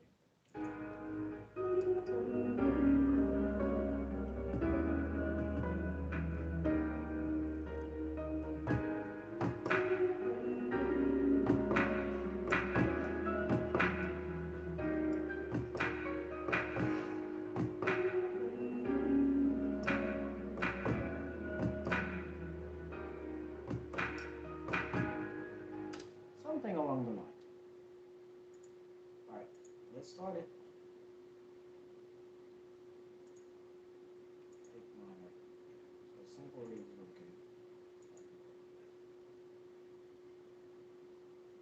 So just for this video, again, I want to show that part, right? So um, so I only use 8 bars, and I make my whole beat on just 8 bars. I just use those 8 bars, make the whole beat. When I'm done, then I start structuring it. And but if everything doesn't sound right, if I put all of them together, then I need to do some tweaking, because if I get to a part where I put all the drums, everything put together, they should sound good. That's my mark. They should sound good. And if they don't sound good, then I should be able to fix it right then and there within those 8 bars. So I'm gonna add the drums right now. At least the kick and the snare, just a clap, just to start.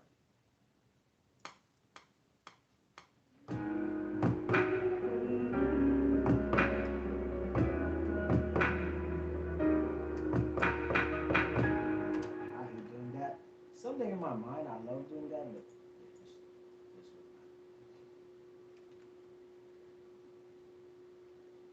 try it. Whoops.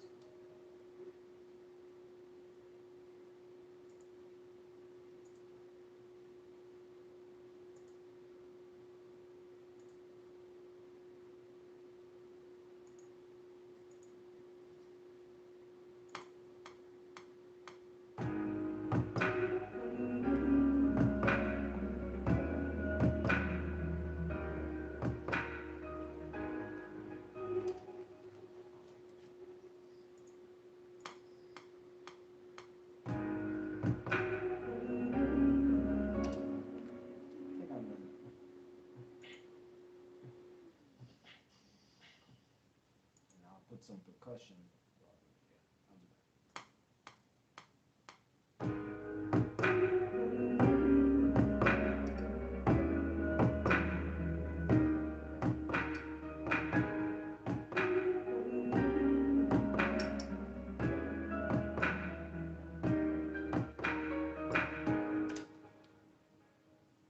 As I can tell, not everything is aligned, but it's okay because what we do, we quantize everything.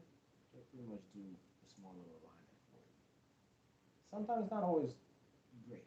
You still have to go in and fix some things sometimes.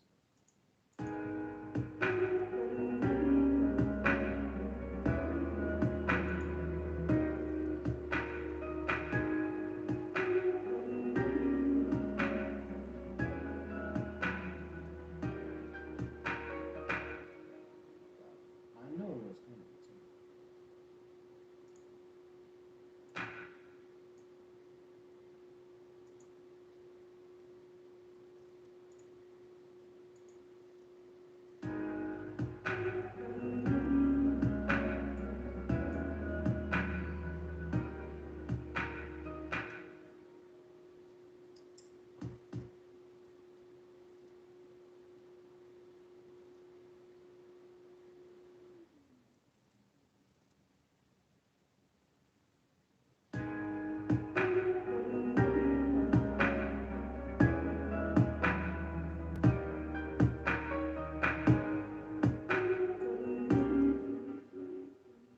Sometimes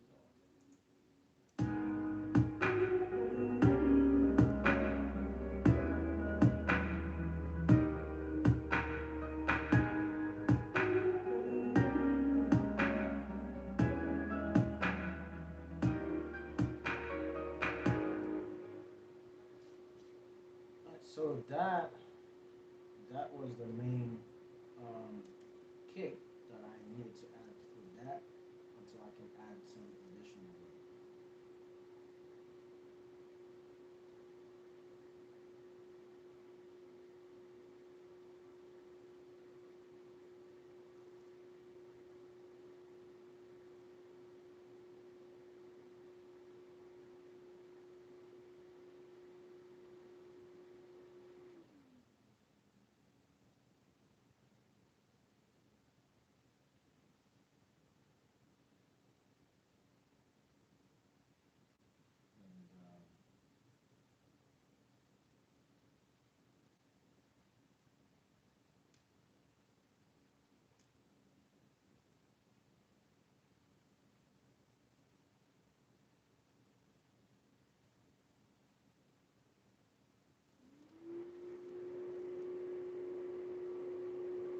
And so I just added the main kick for what I'm trying to do right now.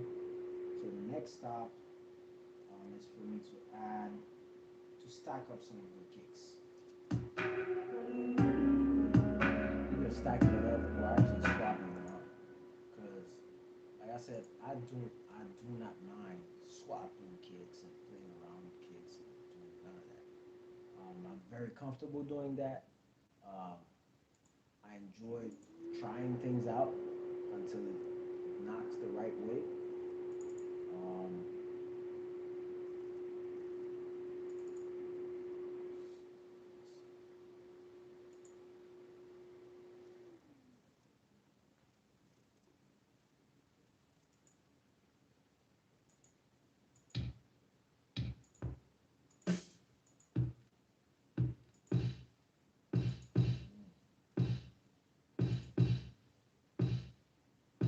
hold on right there.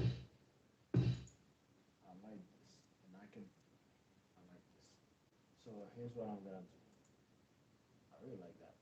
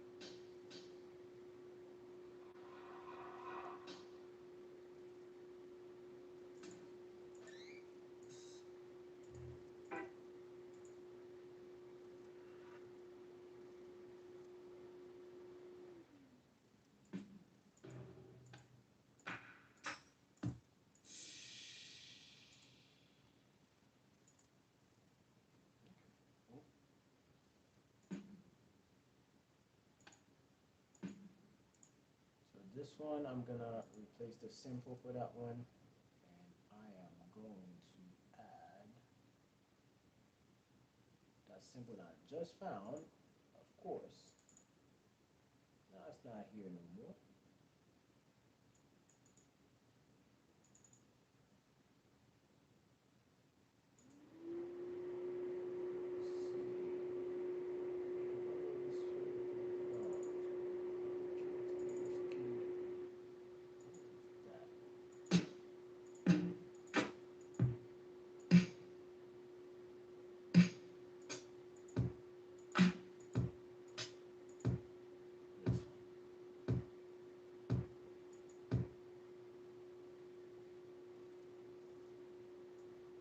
I'm gonna do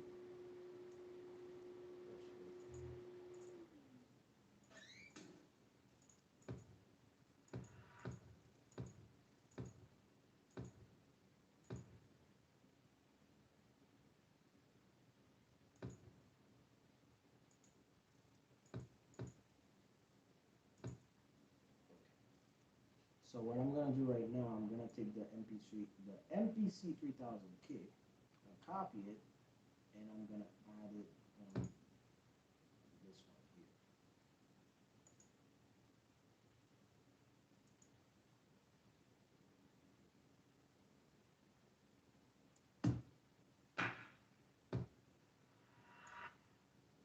The reason I'm combining these two, I think it can have a solid knock if I combine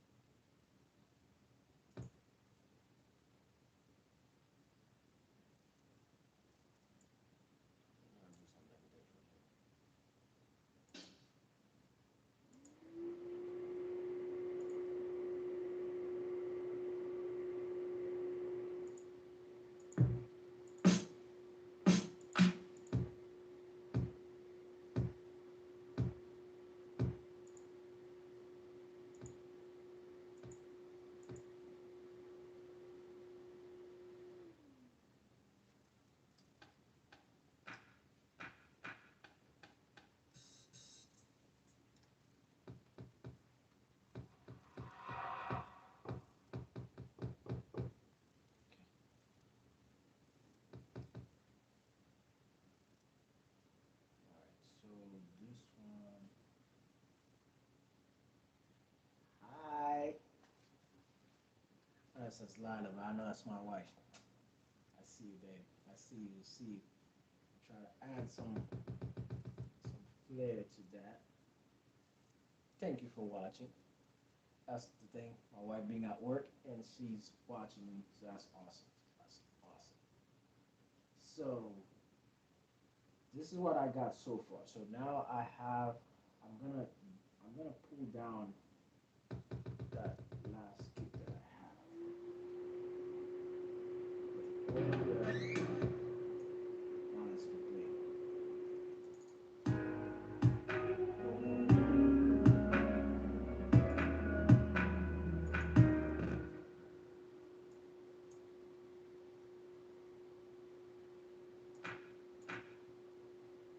So now I'm gonna boost up the clap to see how that sounds.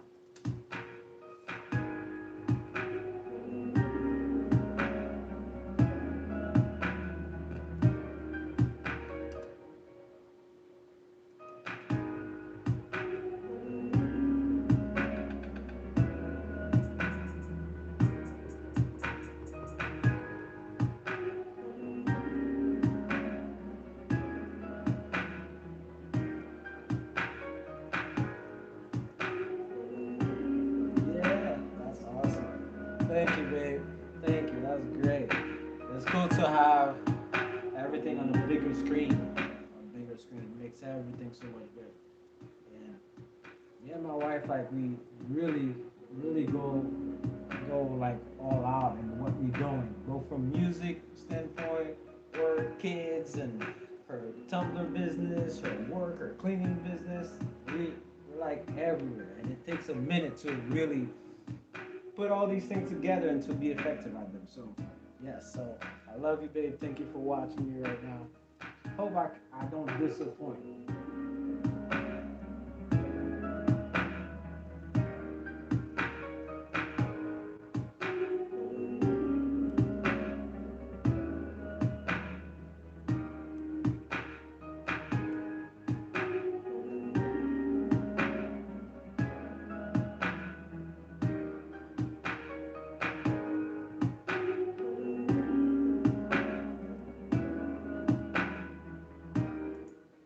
Okay, so now that we have this part, I'm gonna start adding some hi-hat to it. So we're gonna start recording the hi-hat real quick and see how that sounds.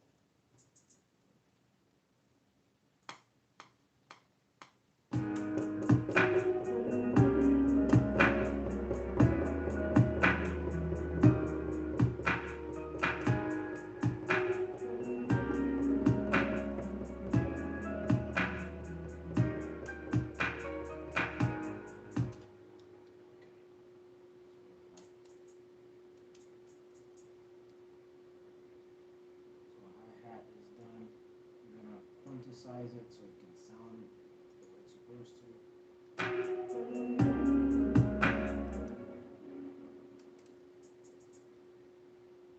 Raise the hi-hat up.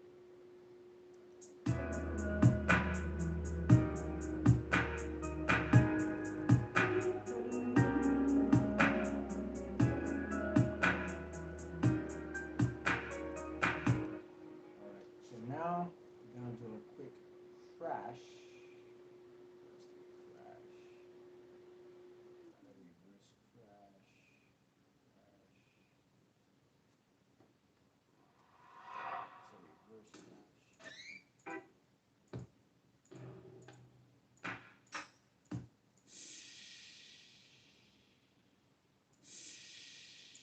I need to rename this. I'll rename this. Call it crash. Alright.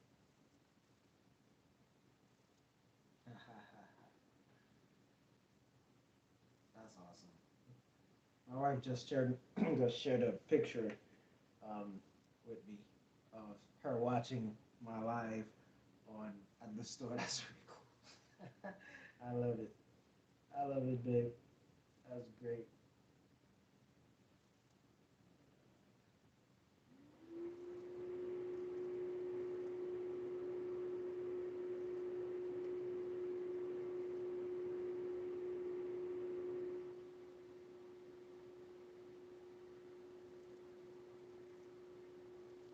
So now I'm gonna have so I'm gonna put a crash real quick. I think this should be the crash.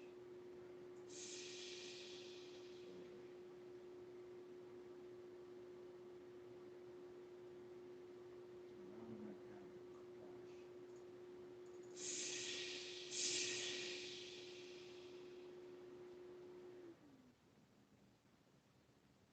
See which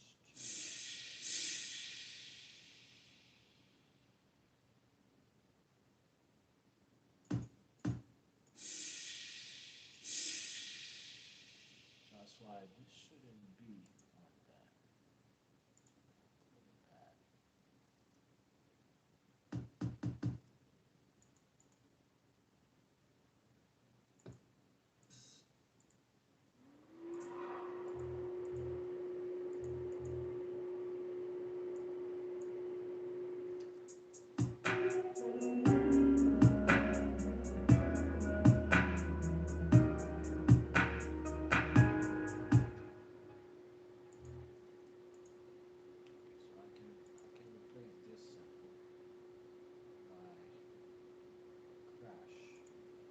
have a crash summary, which I really liked.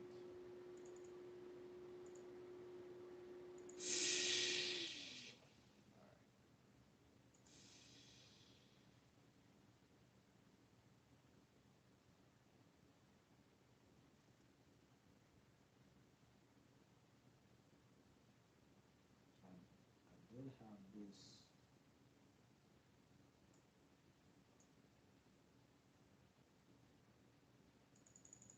What I'm doing right now, I want to make sure that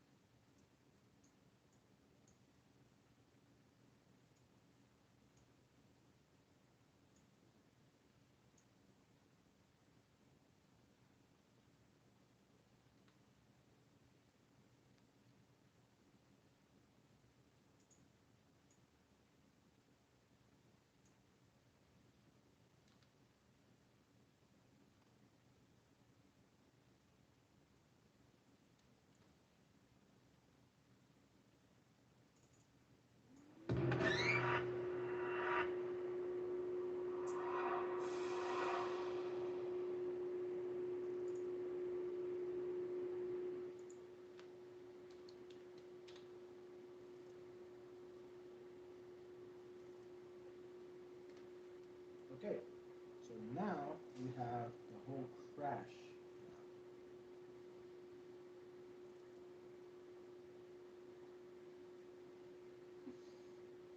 You're never bugging me, babe.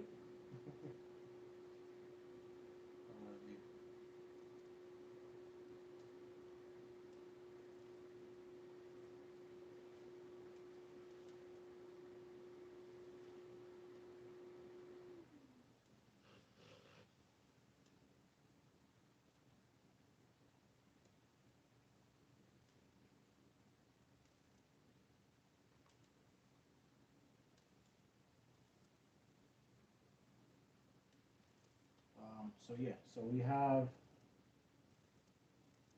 this thing going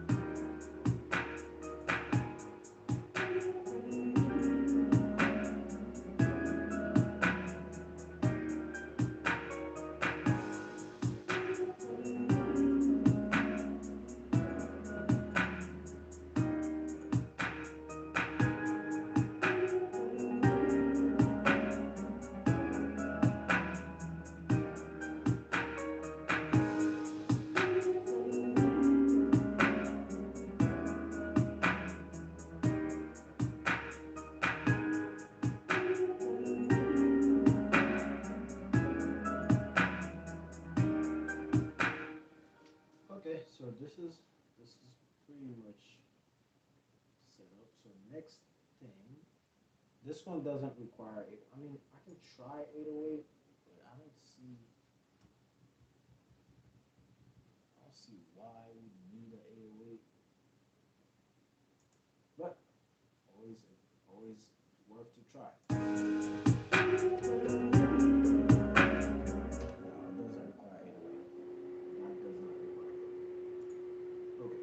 So the next thing I'm going to be putting are some transition stuff too. So we're gonna have let's see here.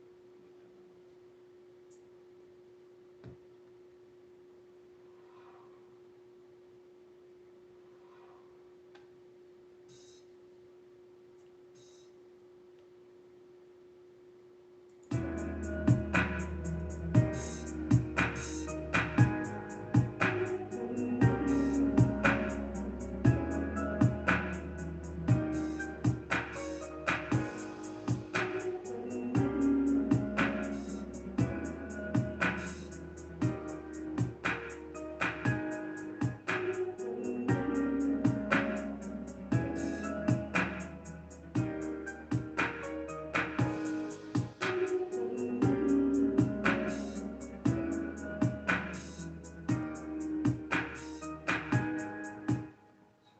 let me try that.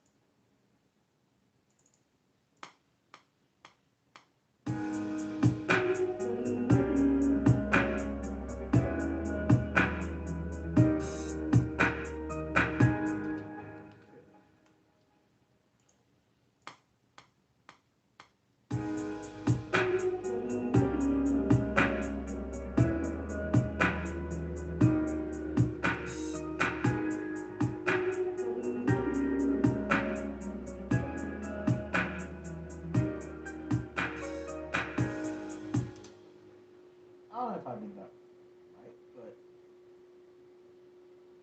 it matters. Do things.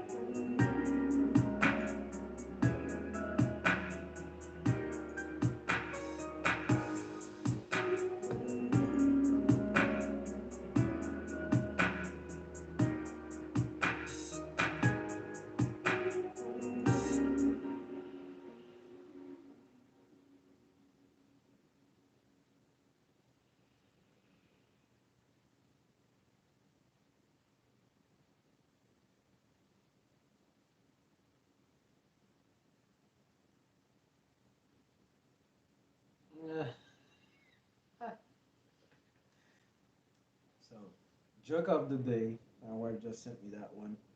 A horse walks into a bar. The bartender says, "Hey."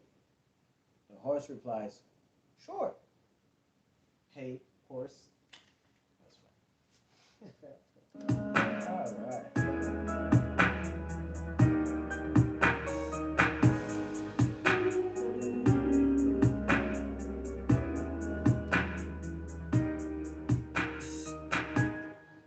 Okay. So,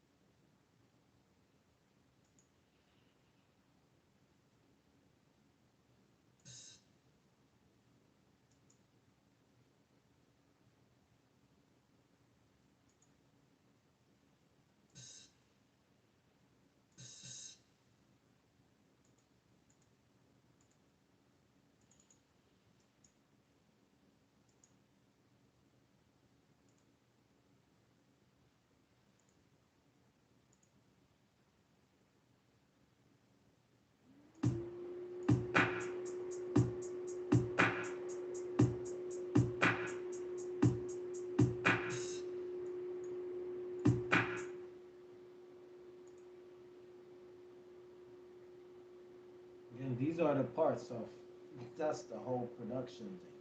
Because sometimes you have to try to figure some things out. Like I said, I'm fairly new to the whole producing in Studio One, but I really enjoy it. But again, this is live, so this is me trying to figure certain things out. What I'm doing right now, I'm trying to find where to add the velocity. Oh, okay.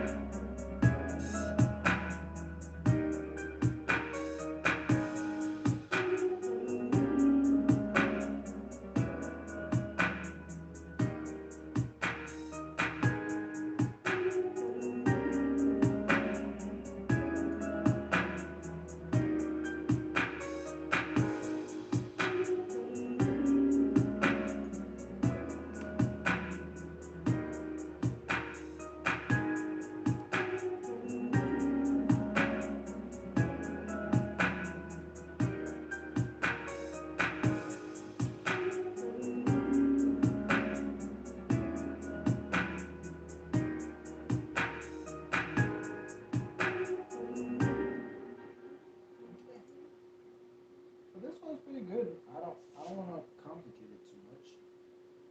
Um, but I love spicing things up. So fuck, let's keep trying because I think I might have some additional thing I can put there. Um, again, just to spice it up, really.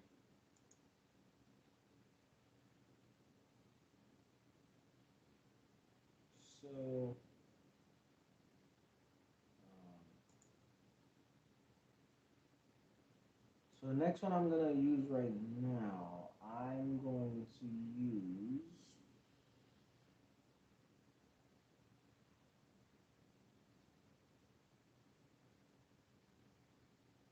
So I'm going to use. You know what? I'm gonna try to tie it.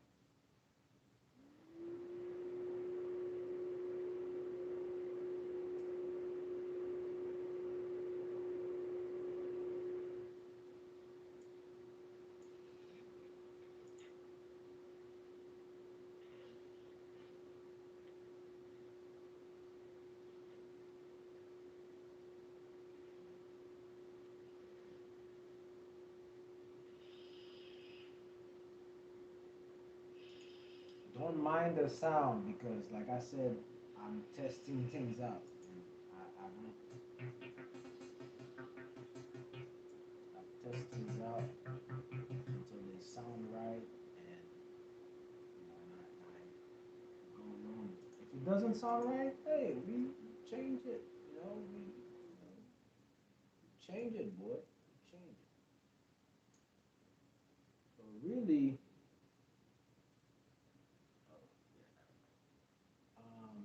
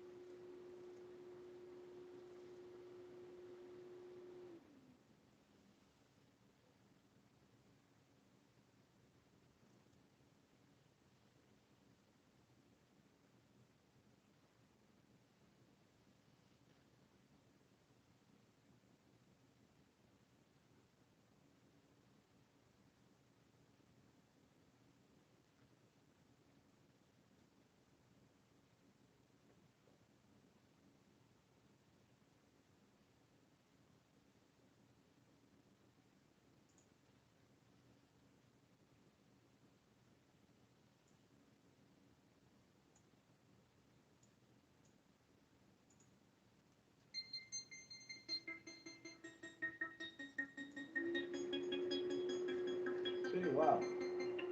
Hold on, just swap it real quick. I'm gonna change the sample rate right now to 1024. So I can actually start playing this.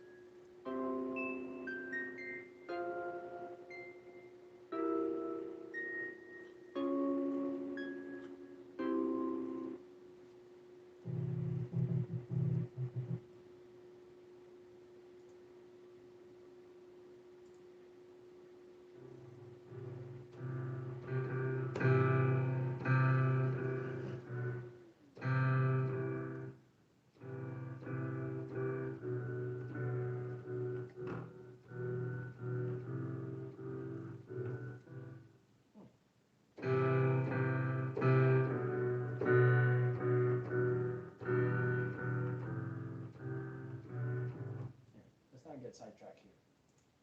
Trying to learn piano while I'm live. Embarrass myself. Embarrassing yourself.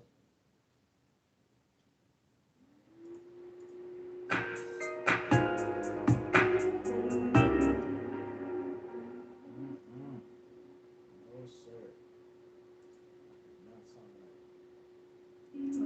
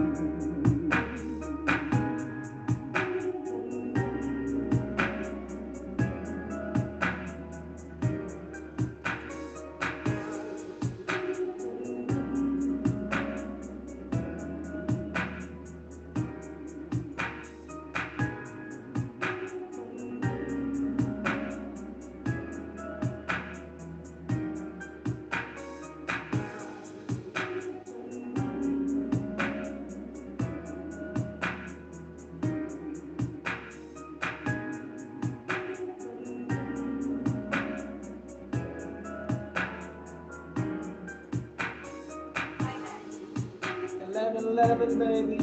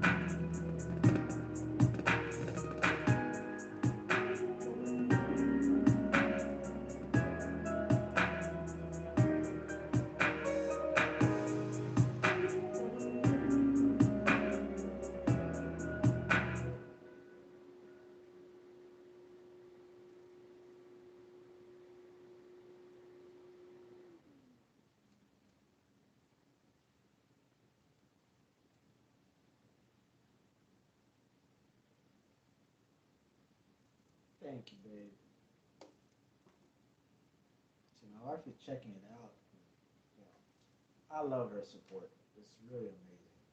You know, it's one thing. I gotta pause that for a second.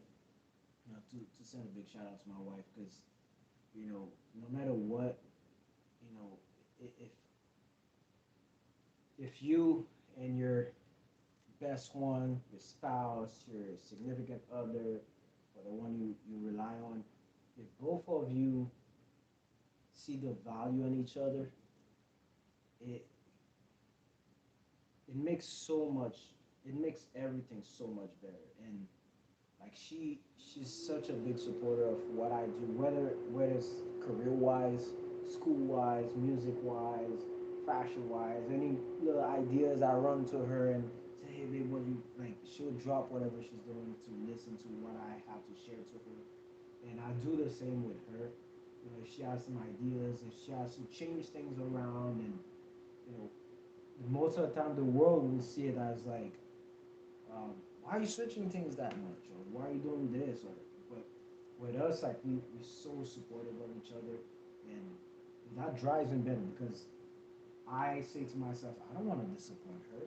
You know, I made her believe this is possible. We can do this, we can do that. So if I go on and try to do something, you know, I think about what you know, what will she think, and most of the time, regardless of what I do, even if it's not successful, she's still behind me. Like, you got this. If it didn't work, you try it again, or you try something different. You know, until you crack it. And sometimes you can't see that future. You can't see where it's gonna land. But when you have that mindset together, like we trust each other's judgment, we believe each other want the best out of anything we try to do. We don't just do things just because we try to do something. Everything we try to do how to has a end goal, and I love it, you know, and you know, and I just have to say that, man.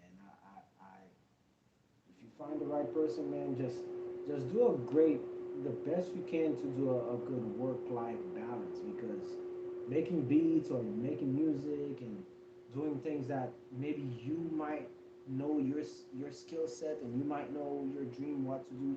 It doesn't mean you have to eliminate everybody else just to pursue this dream, especially if you have a family, if you have kids and stuff. But if you really, really, really want that dream, if you have an extra 2 hours here, you could be spending an hour on your phone just scrolling to Facebook and Instagram, unless you're doing something for, you know, promoting something that you're trying to. But I'm saying just random, like scrolling and stuff. If you really have a dream, don't sacrifice your family to try to get this dream completed or to reach those goals. You can balance it. You can spend some family time and then go on to do what you're doing. That won't. If you really want to get it done, it won't stop you from doing it. You know, I have kids or I have this or I have. And I get it. Sometimes you can't. You might have a packed schedule to the point when you have that little free time, you don't want to be working more. You know, it's tough. But not to get sidetracked, man, but sometimes if you really want to do something to have a good work-life balance with you and your spouse and your kids, you know, when you think about it, you have 24 hours throughout the day. Okay, if you start making some excuses for yourself and say, "Man, I could have done it today, but I was so busy," you start calculating. Okay, what time did you wake up? Okay, what did you do between the time you actually woke up, like your eyes open? What did you do from that time to the next 20 minutes? Did you relax in bed? When you start breaking down the particular minutes, that's the part where you start saying to yourself, you know what? I did have 2 hours here and I have access to the tools I could work on my dreams or whatever, but I didn't do it. Matter of fact, it's music is a perfect experience, example. Like if I'm in the office at work, if I'm actually in an office, um, I I don't have access to that, or if I'm actually doing work, I don't have access to that. I have access to it, but I won't do it. But if I have access to it and I have a little free time, I work on it. If I don't have access to it, I do some planning. some playing that don't actually require for me to be in front of my uh, you know, computer and doing music, but I can plan, okay, there's these sites that I need to get on and sign up with, or I need to do different things, and these are the these are part of the whole, growing in music or in business. That's really just a life, um, you know, life advice that I'm giving to y'all, things that I apply for myself. But anyway, we'll get sidetracked to that. Let's get back to this. Just wanted to share that because it's a big thing. So this is what I have right now. I like that background flair that it's giving to it. Of course, it's gonna start cracking now because I'm starting to have quite a few effects. That's the part of my computer not being top of the top of the top, but still good enough to withstand. I'm gonna close out some additional windows.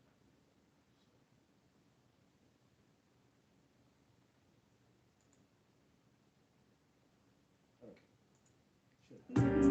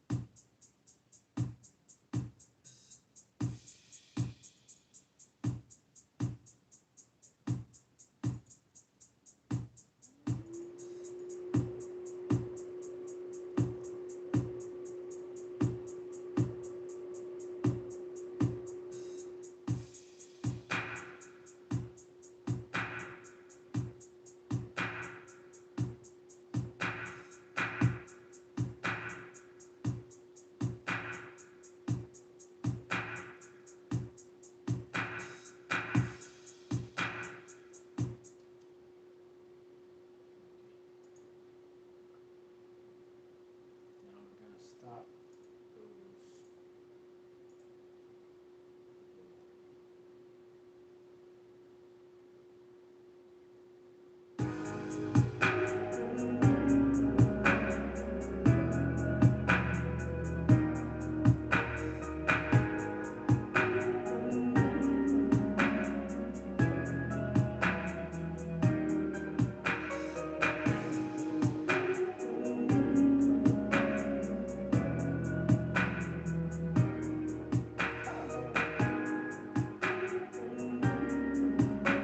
All right, so for the most part, I'm pretty satisfied with the beat. So all I'm gonna be doing right now is putting things to, well, no, I need to add like I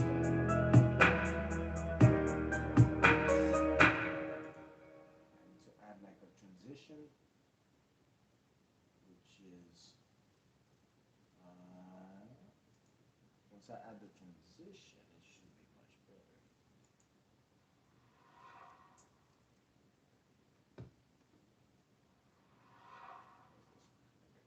So let's try this.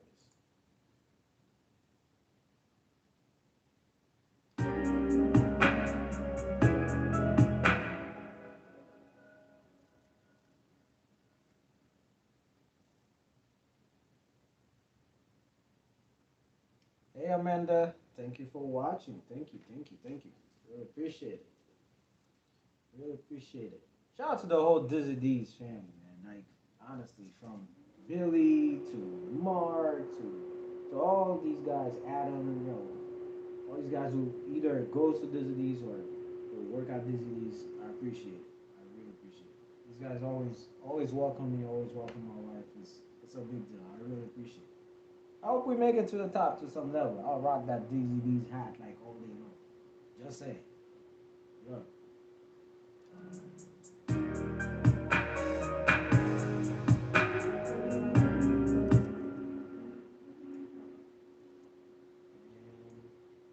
we are going to add this transition. Gonna add it on this side. Let's add something.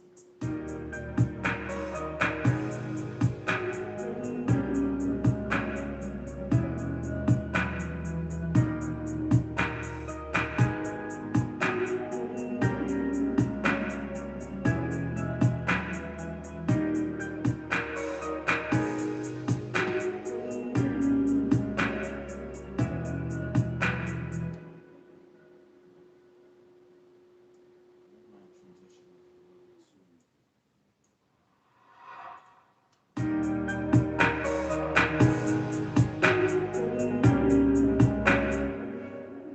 Alright, so now we're gonna try to arrange this a certain way for that 118. So let me play it again so I can see how it would start with the. So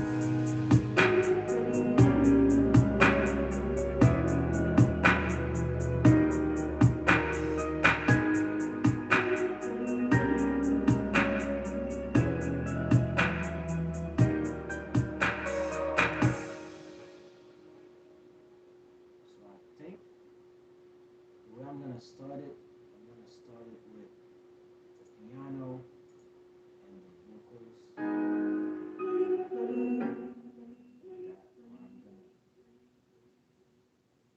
I'm gonna try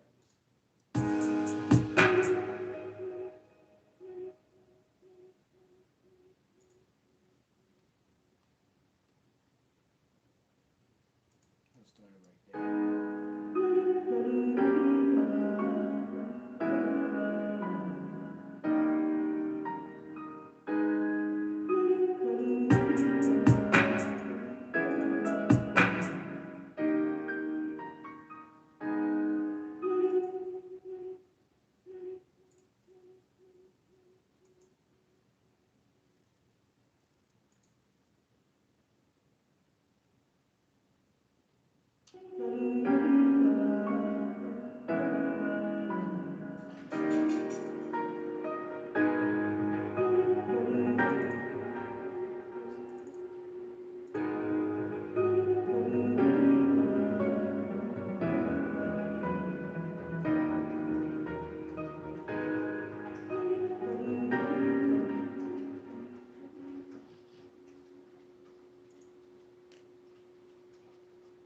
No, I don't think I should start it with.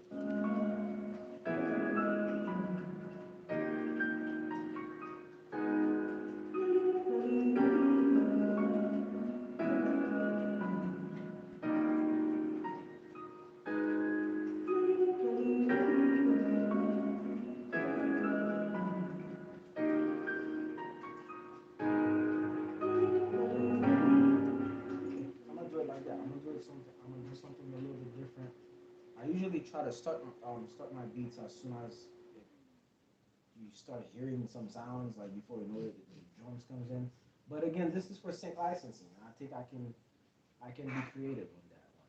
So what I'm gonna do right now, I'm gonna start it with the vocals, the piano for the first 8 bars. Then after that, the next 8 bars, I'm gonna add those spacey little sound on the back. They're not synthesizers, but they're like sequencer sounds, and they're just gonna go everywhere and give it a boost. I think that's the right way to go about that. So I'm gonna unsolo everything. Um, how am I gonna call this beat? I don't know. I don't know, man. I don't know, man. Gotta find a good name for this beat. Um, that's definitely A. That's I'm gonna go A6. Heaven. What heaven? 7118. 118, babe. 118. Has an 8 in it. Me and my wife, we share the whole 8, number 8. Everything we do has an 8. Either an 8 or a 7. I used to be 7 before. She's 8. And put it together, 7 and 8 next to each other anyway. So that's cool. Um, so first things first, I just save the beat so I don't mess it up or accidentally delete something and fuck it all up. So we got it. So all right, so I'm gonna start with the vocal, the piano, and then everything else after that. I'm just gonna select. So, okay. Because I think, yeah, because I think what I'm gonna do,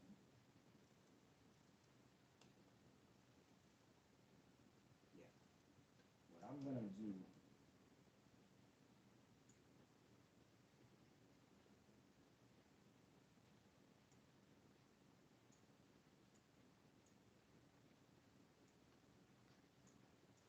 I'm gonna do copy this, bring it over there. Boom. So now,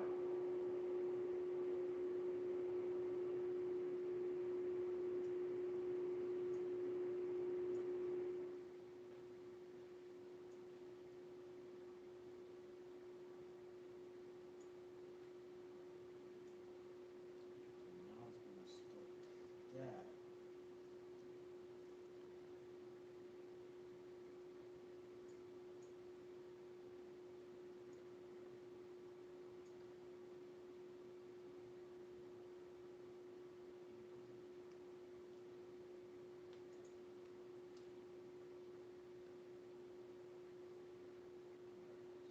So, so now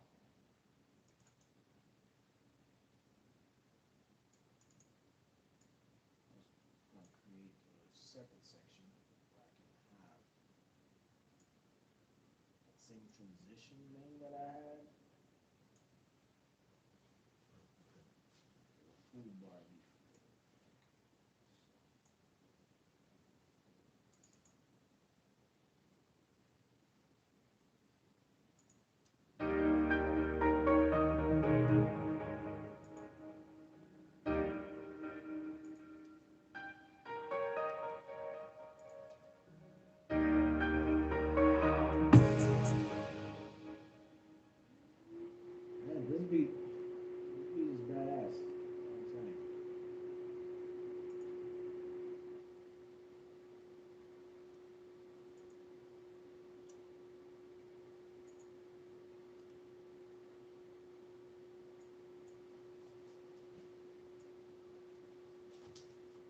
I'm gonna play around with it and see how this sounds now. As a quick little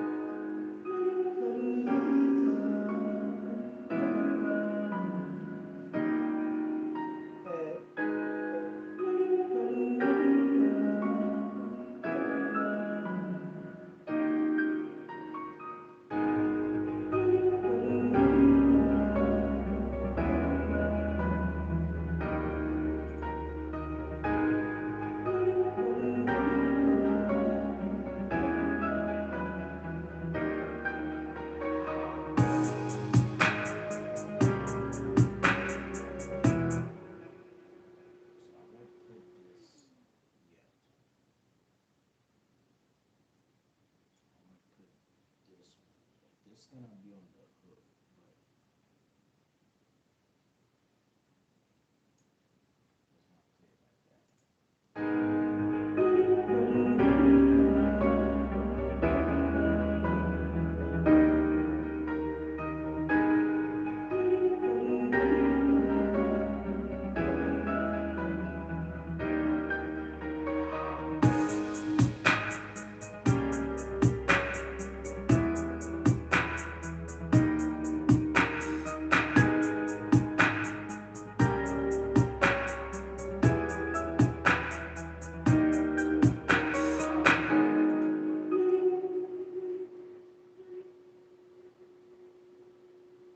It's great. I love it. So far, so good.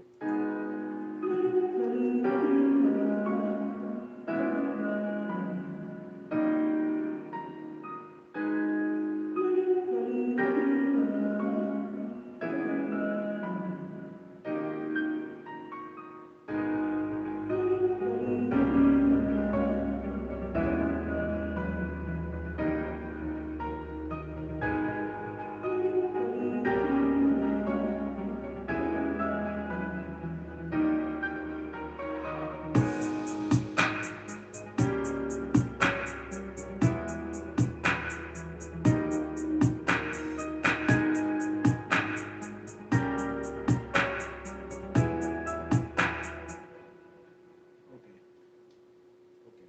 So here, I'm not gonna start. So I'm not gonna start with the hi hat for the first part. Okay. So I'm not gonna start. Well, let me phrase that.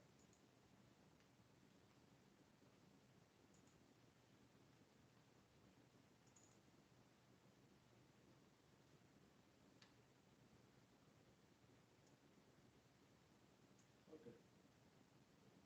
So let's play it again.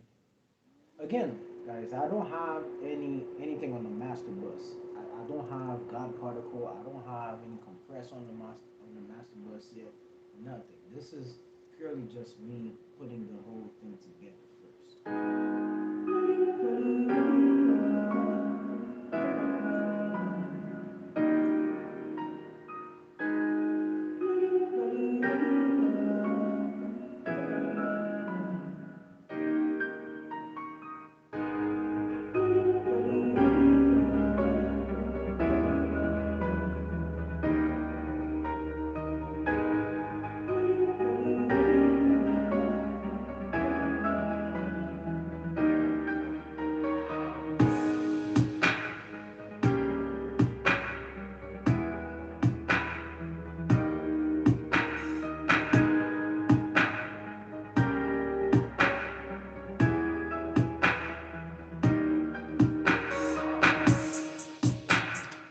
Yeah, I think I like this.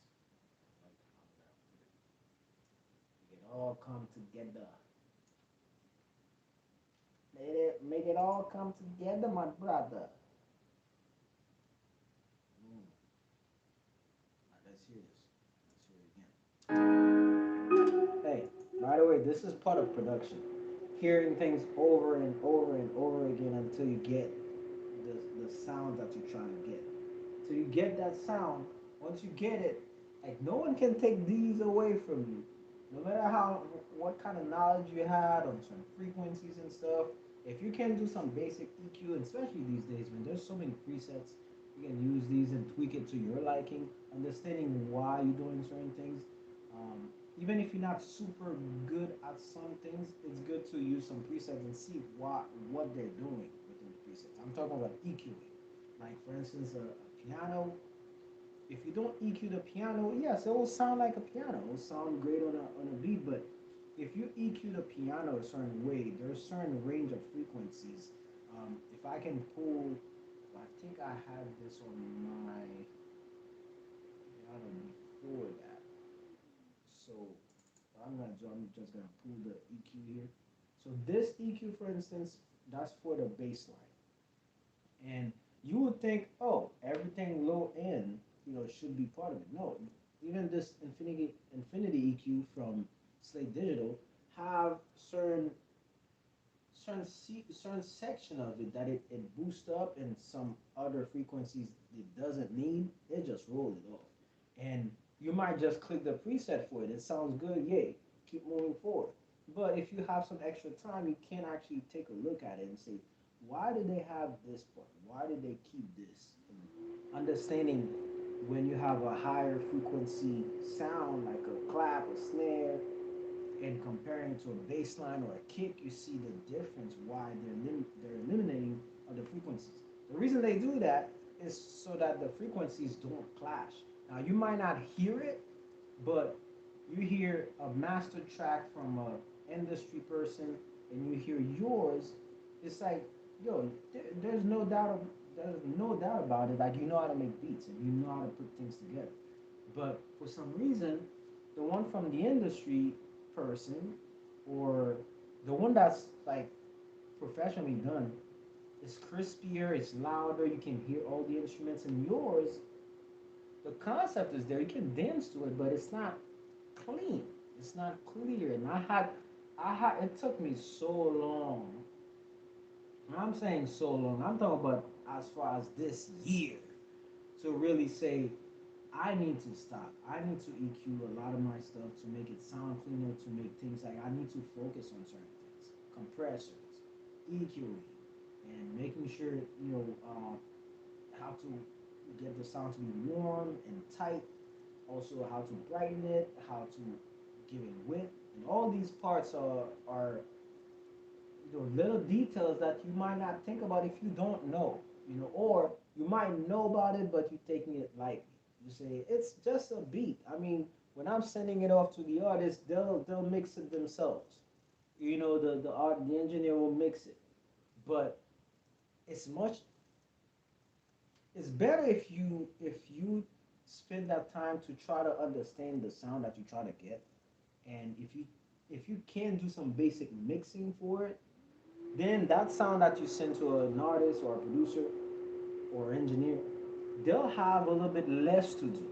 And when they have less to do, they can max out the sound from it. As opposed to, that's a cool beat, but we need to tweak it and fix it first, eliminate all the bad frequency as a with a whole stereo track, as a let's say you didn't send the stems. So now they have to just take that one stereo track and try to get the best out of it, as opposed to maybe if they have the stems, they can spend that time to it, or it can start with you as a producer. That's the big thing with it. And I make the difference between a beat maker and a producer. A beat maker, they can bang out beats. Sometimes they don't even think about the whole frequency range and how to mix it properly. They just they bang out nice beats, and then that's it. They send it over.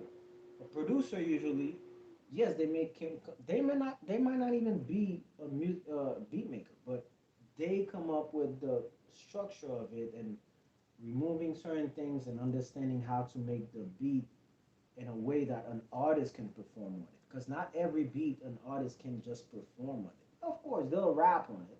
Doesn't mean that the beat itself is structured for a rapper or a singer or choir to be on it. You have to know how to eliminate. Again, that's coming from somebody who used to do that. I used to get, man, the more instruments and stuff I can put on the beat, the hotter it is. Wrong. It could be hot for a beat battle, but it's not good enough if you're trying to send that beat over to somebody else. You know what I mean? So that's the thing about it. So I'm trying to teach you guys what I've learned along the way and what I'm still learning and discovering and understanding. You know, for the most part. So let me play that part. And that's the part where it comes in, you playing and playing and playing over and over again until you figure that out.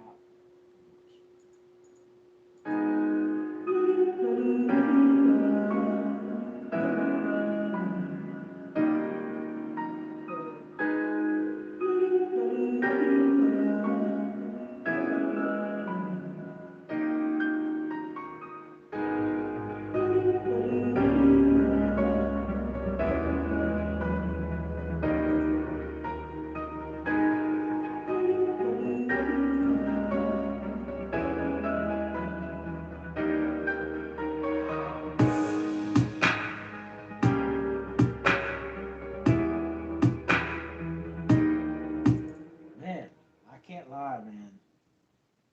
And I'm using one of the drums. What is it? The kick that I'm using. The kick that I'm using.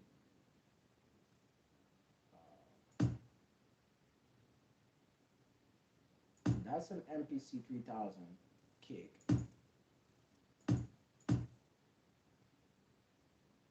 But I also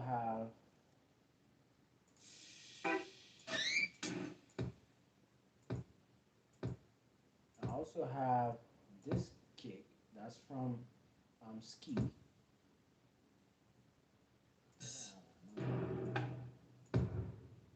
And I have this kick. This kick from Man, it's crazy. I'm now I have to save that. I have to save that as a template. 'Cause this is ridiculous. This is heavy, man. This is heavy. Tell you what, this shit's knocking. And that's without like limiter, without any God particle or anything. And it sounds freaking dope. It's nice.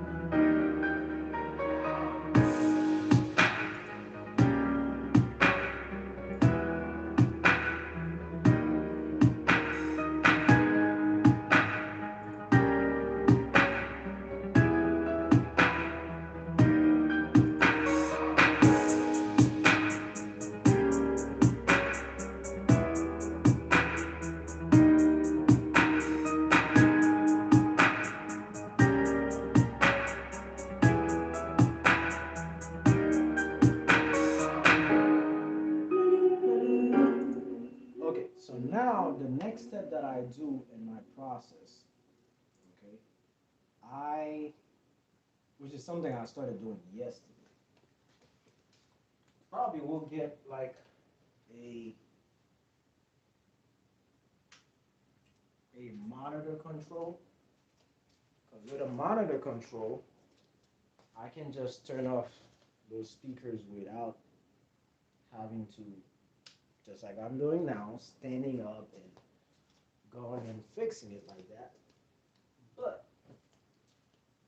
what this helps me, these smaller monitors, the the low end is completely flat.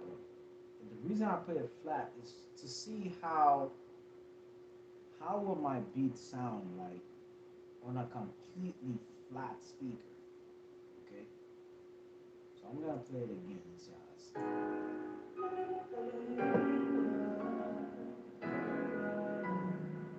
That's a different set of speakers with no low end.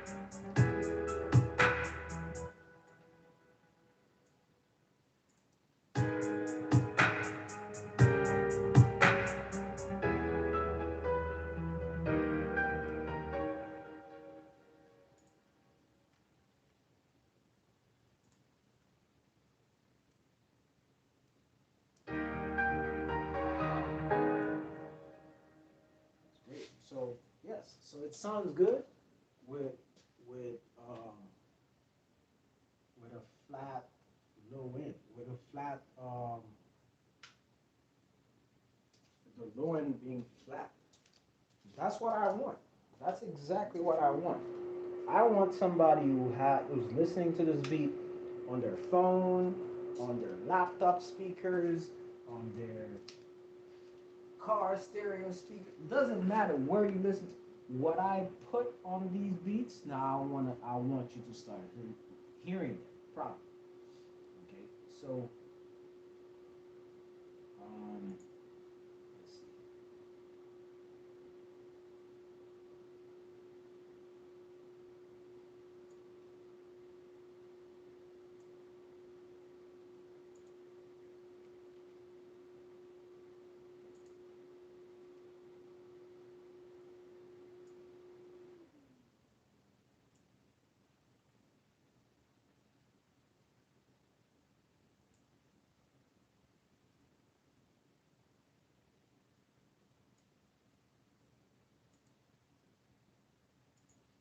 So right now, yeah, it'll be about a minute.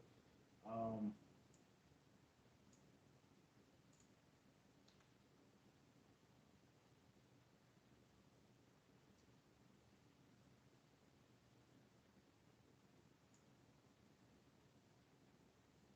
right now I'm just doing the last part of it.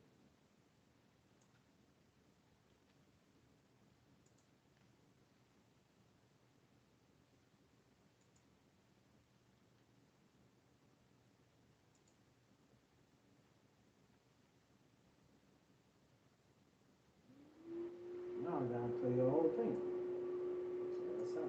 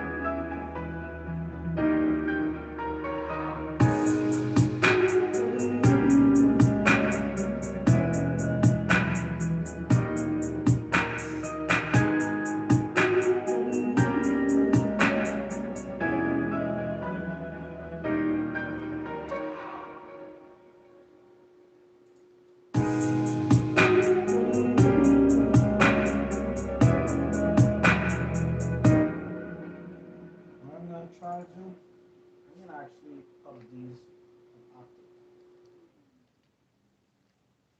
So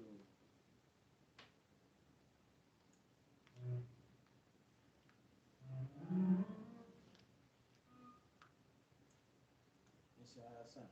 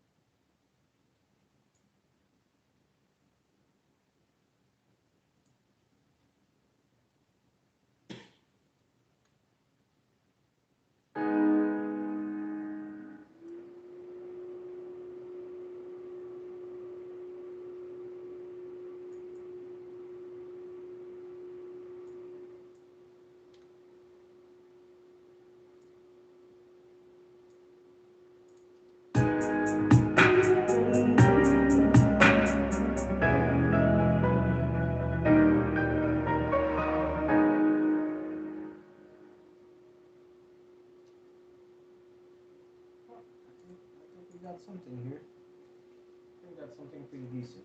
Um, so my next step, that's the part that's gonna freaking shake my computer. It's when I add those particular um, plugins. So it's gonna start cracking. I put down the volume a little bit more, but yeah, that's the part that might start doing.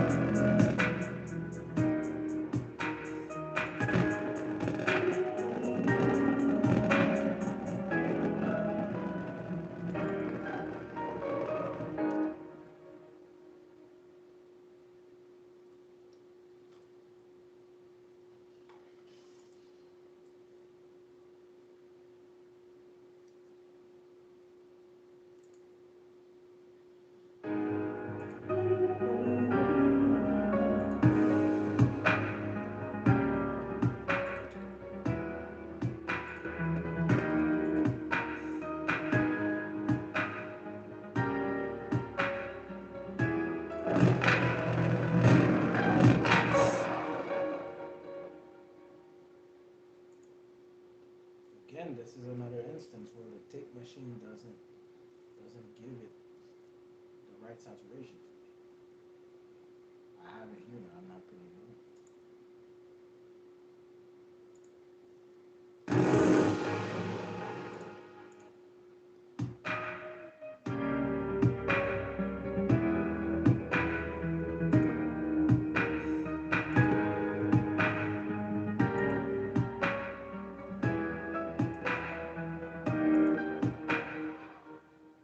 So for this one, I'm just putting the God particle and I'm adding fresh air on the end, on the master bus to give it like a nice vibe. So I think I think this would make a difference for sure. But I'm not playing this junk. I am not playing it because if I play it, all these crazy sounds going on. We don't want to do that. This is for the producer part or engineer part or who doesn't have like a super duper computer.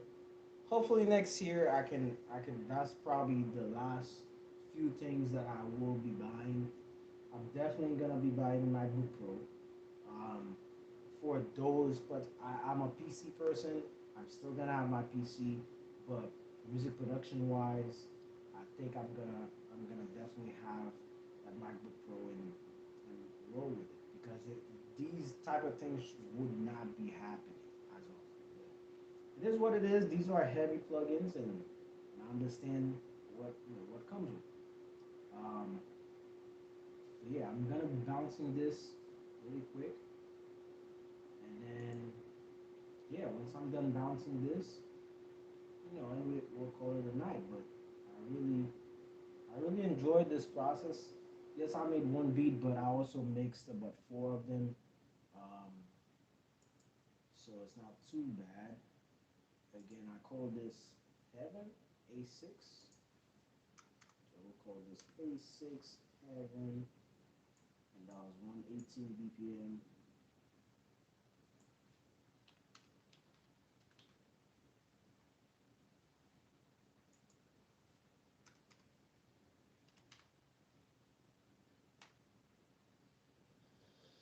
I really call my beats like random names, to be honest, man. Whatever comes in my mind, I want to call it that way, I just go for it. I don't think twice. As long as I have the file saved, I can find it. Because sometimes you start doing something, you change it around, and then boom, everything disappears. You can't even find what you were actually working on. That's also bad.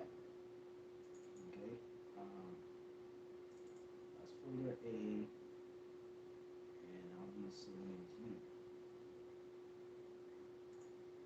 Yeah, so I'll be saving it here. So what I'm gonna do right now. So I'm gonna I'm gonna bounce this out.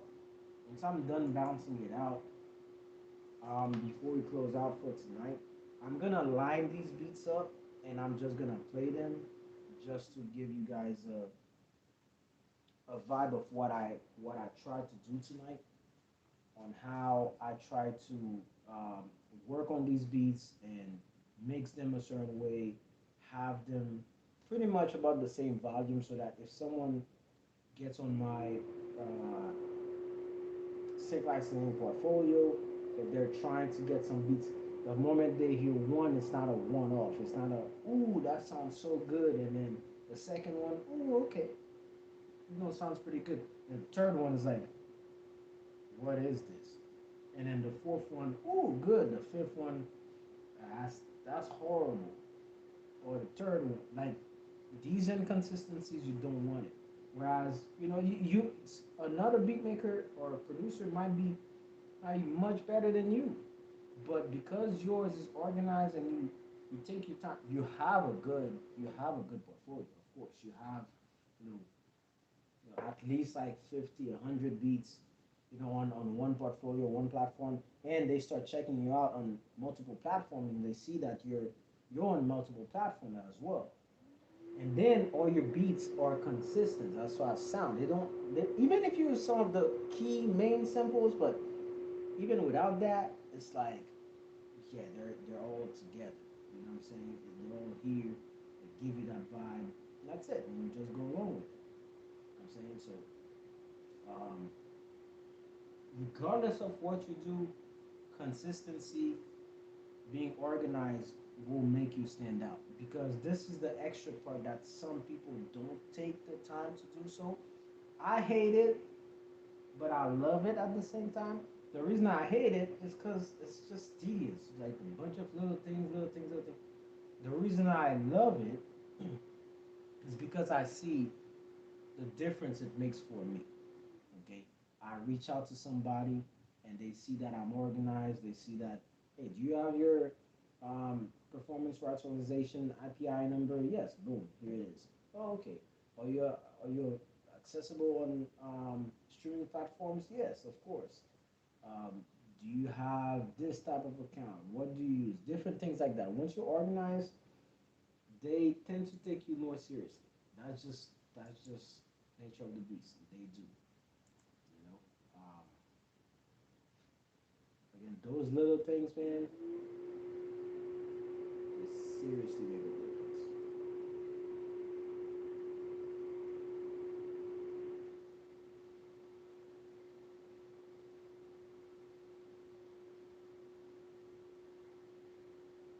So this one, I don't wanna delete it completely, but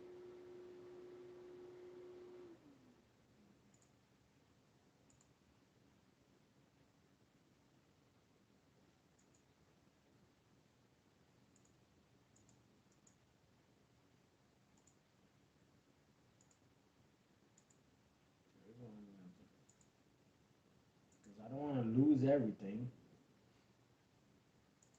I am going to here's documents, here's Studio One, songs.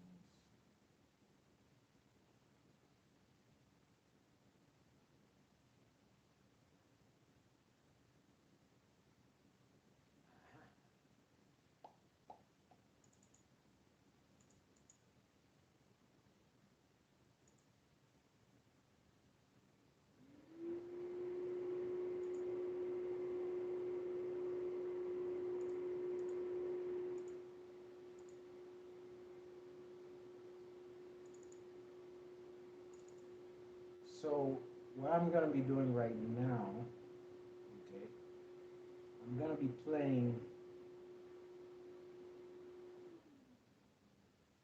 I'm gonna be playing these new sounds that I just put together.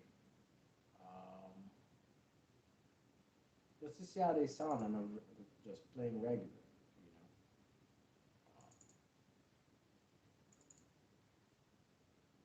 And some may call that quality control.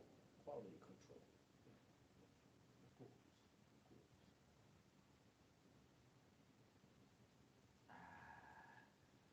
This was not called that.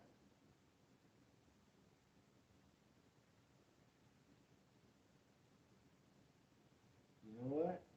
No, I'll say which one is this. Uh,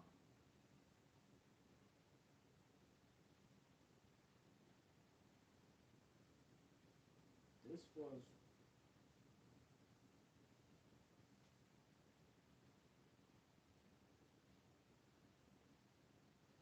this was this one was called cruising.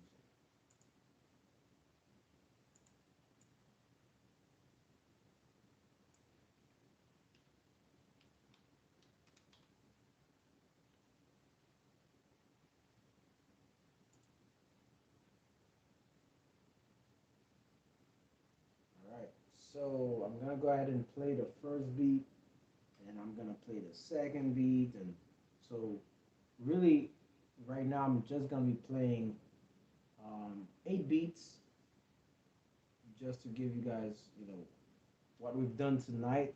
All these beats tonight, we've touched them, um, except for the very last one, which was the reference track. But all the other beats, we've touched them, and we put them the right level and stuff. My bad. Actually, no, not all 8. We did 6 because number 8, like I said, is is the reference track, and one of them one of them is actually was done yesterday, and that's how I figured out the whole flat monitors and all that stuff. But anyway, let's start playing it and take it from there.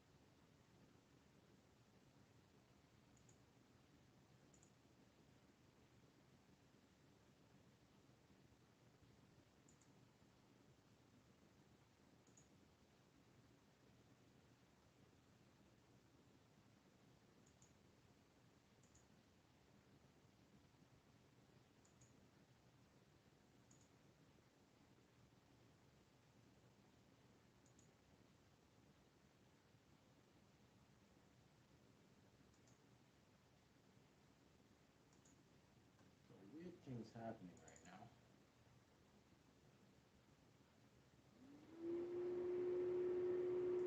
So weird. So weird. So weird.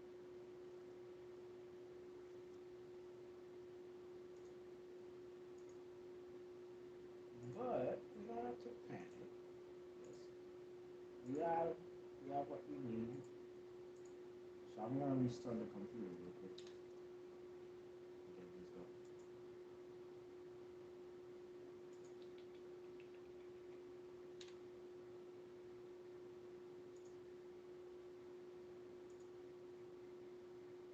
But anyway, yeah. So that's that, people. You know, again, I'm hoping at the end of every live, I can play some of the beats that we worked on tonight and play some stuff. But also, I like to chat. I like to tell people different things that I experience. And earlier, I was talking about how my wife and we have a dynamic that can help that can help both of us be as productive as it can be without feeling like we're stepping on each other's toes, or she's not supportive of me, or I'm not supportive of her. Nothing like that. It's all about a great, you know, work-life balance as much as possible. For a couple weeks, actually a couple weeks ago, for a few weeks, I had a lot more work to do for my day job, and it was kind of stressful. And I couldn't finish early, and even after hours, I was still putting some work in, and it was getting heavy on me, and not being able to spend as much time as I wanted to with my wife and with the kids and stuff. But the last week and a half, it's been a lot better, because my day work has been better, which helped me uh, focus in a way that I was not able to before. Because now I can focus on doing some music, focus on spending time with my wife, spending time with the kids, spending time getting ready for my next adventure of schooling and you know jobs and all sorts of things that I'm proud of. But what I'm trying to explain is, if you're starting a business, or you're doing music, or you're doing fashion, you're doing photography, whatever you're doing, I understand that sometimes certain things require money. No matter how you want to put it, if you want to trade, you kind of need some type of money. Now, it doesn't mean you need money that's way above what you can afford. Most of the time, this is not true.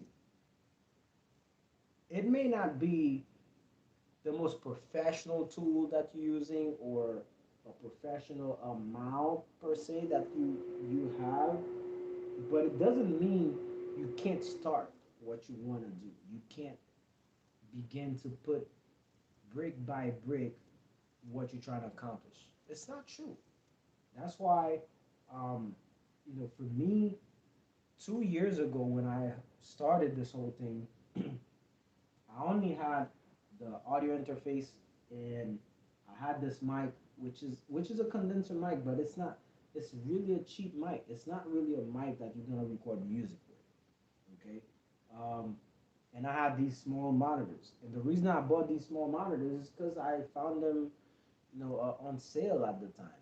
I was not even trying to really do music like that again, but the pandemic just started. I was like, you know what? Let me just get me, those little small monitors. Maybe I can make some beats here and there, And I started. I used them, and they're great. We watched movies on them. We connected it to the TV and stuff. But I started getting more into music again, and I was not knowledgeable on formal mixing process. None of that. Um, because coming from being, I could, I was a producer as far as helping artists, structure their songs and all that stuff. But I was not into the whole mixing and engineering. I hated it. I never grasp it. So I never even pushed myself further to be better at it. I was like, what's the point? I'm not gonna be a mixing engineer. I'm not an artist, so why do I even need that? And look at me now trying, doing some artist stuff. That's not my main priority, but I wanted to have some type of EP, some type of project that I can say, hey, even 5 years, 10 years down the line, say, I did record something. I can, I can make a singer or a rapper listen to some of my stuff, not because, hey, look what I can do. More like, hey, look what I can put together. So if I can put this together, maybe we can work on something because you're more talented than me at rapping, more talented than me at singing. And if you're also a producer, we can collab and work together. But all these things I'm trying to say, you can start on some things without necessarily having a shitload of money and not sacrificing your family, because I hear that a lot sometimes. I hear people, they say, well, my family should understand because I'm sacrificing, not going, to dinner with them or not going to the park with them because I'm working, man. I'm putting in that work. You can put in that work and still spend time with your family, because an extra hour of spending time with your family that they will appreciate, that you will feel like you're connecting to them, you're involving them, it's not gonna take away one extra hour spending with your family or anything like that is not gonna take away from you being able to accomplish your dreams. If you have some dreams, it should probably take more than an hour to put together, whether it's planning, whether it's working on the actual craft or sales, whatever it is, it should take you longer than 1 hour. So if you're unable to sacrifice 1 hour to spend with your family or doing something that's relevant, now if you don't have immediate family and it's just you, you're in a hustle mode, hey, go for it. Fuck it. Go for it. Now, it might be better to also balance that to have some type of life, because again, work life balance, they didn't say work family balance, they say work life balance. That means whatever else you're doing, if it's not family time, whatever, it's still good enough, it's still important to the whole process. Anyway, with that being said, if your dream requires more than an hour, then you should be able to sacrifice an hour next to your loved ones. The reason I say that, even if you become successful because you sacrifice so much time not spending with your family or whatever the case may be, that success will never be the same if your family, either one, is not around you because you kind of lost them in that process, or two, they're around, they're enjoying the fruit of the hard labor, but something something got missed along the way that you can't get back. You can now say, hey, let's go do this. The connection may not be the same. It's not always like that. My point is, if you are taking the sacrifices route, the going all in route, just be mindful that your family or people that are immediately connected to you, be sure to give them that proper respect, involve them in your process. If they don't support what you're doing immediately, like, not like they say don't do it. If they might not tell you don't do it, but they might say, I don't know if this is gonna work. You know, that's fine too, because they're not in your brain, they're not in your heart, they're not in your mind. They don't know everything you think you can accomplish. With that being said, it's good to continue practicing and getting better without sacrificing time away from them. You can spend an extra hour or 2 hours, you know, after work, after you eat dinner or on a Saturday. You will find that time to spend extra work, at least plan it. Plan what you want to do so that when you do have some extra time, you can actually work on something effectively without being all over the place. Ooh, maybe I should, because I know I have this problem. I have this ADHD like to the max. My wife and I, we start working on different things and we start scattering. So planning is so important. At least I have like tonight.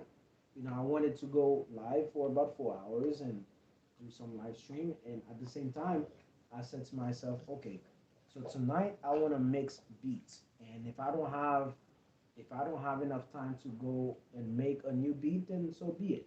But hey, at the end of the night, not only I mixed, four, five beats, but I also made a new beat. Of course, my process is slow when it comes to making beats, but I love making beats and listen to it and making sure when I'm done with the beat, I'm very satisfied. I don't have to constantly go back and fix some beats and shit like that. So I try to get something done nicely, be done with it, good to go. So anyway, I wanted to share that because that's part of my live stream. I like to talk. I like to share my personal experience and things that I learned. With that being said, I'm gonna try to play um, some of these new beats that we just put together. Together. Okay. So I have folder A here.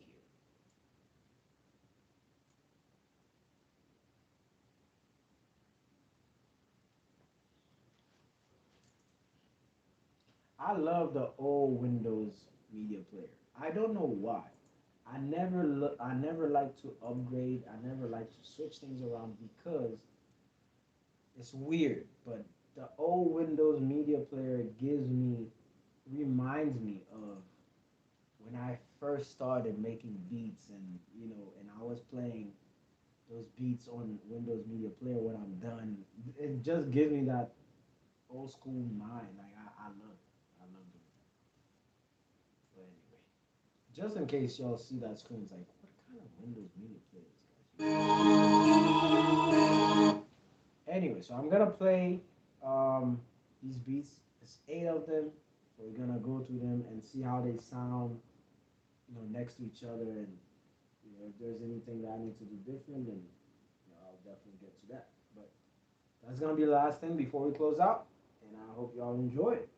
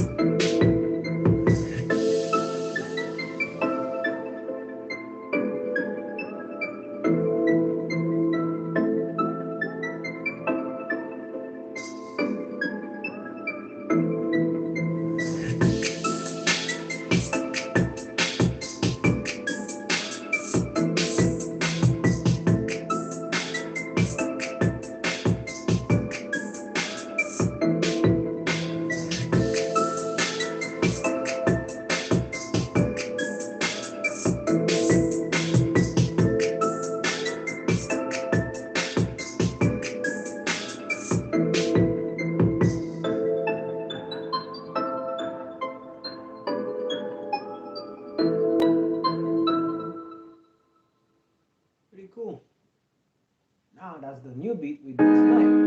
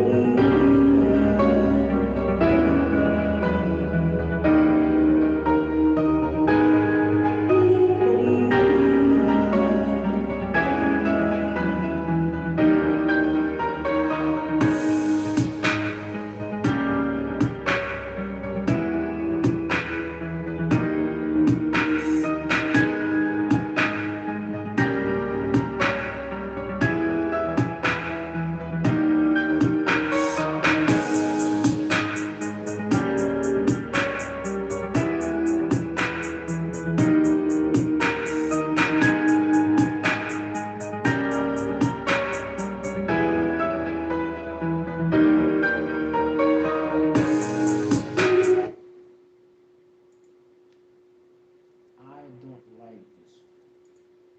I don't like it.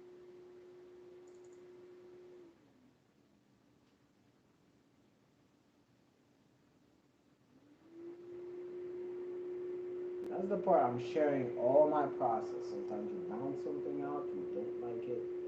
But I think I know what happened here. I think I put the vocals and the melodies and everything way too high. I want to turn it down so that the kick can hit the punch like the way it's supposed to.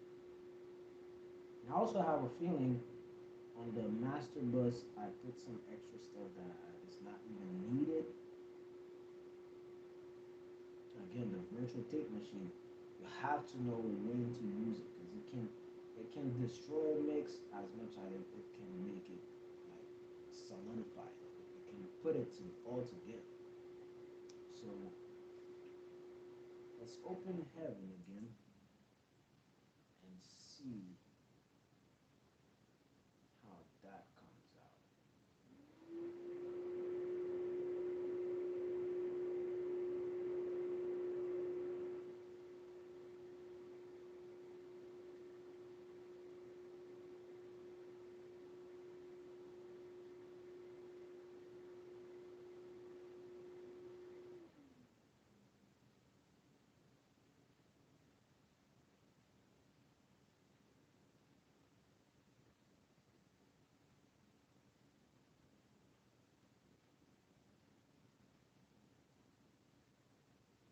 It's good because I'm leaving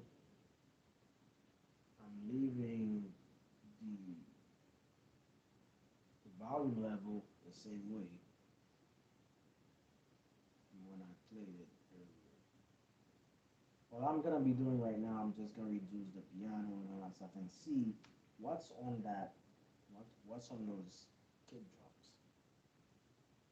Something's off because it was knocking, bro.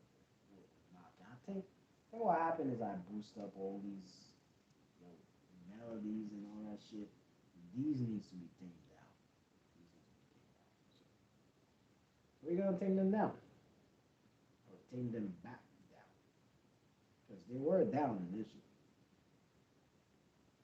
Some ego and shit. I was like, yeah, let me boost that baby up. Nah, shit can't be boosted up like that. You got this, you got this one.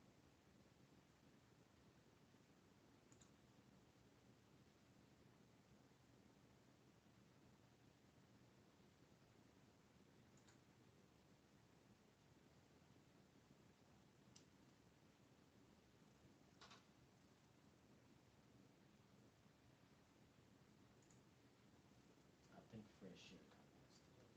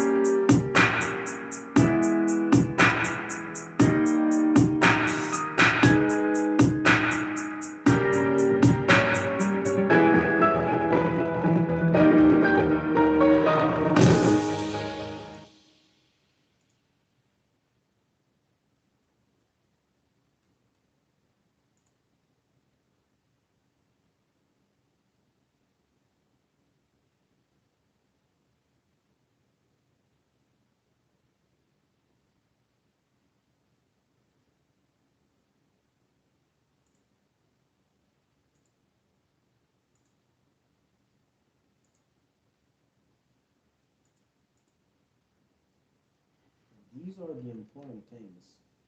This whole music making process, to have stuff that you can use. I mean, you mix properly, and you don't have to go back to.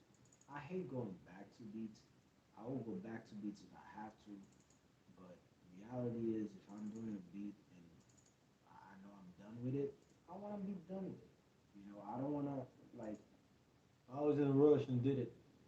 Like, nobody cares, to be honest. Nobody cares. People care about, does it sound good or not? And yeah, and that's what I do. And you know, so I'm bouncing this out. Um, I'm gonna play it again you know, along with the other ones to see how close they are, and maybe from there, you know, move on. And hopefully, next weekend we can do the same. Next weekend is probably gonna be just making beats.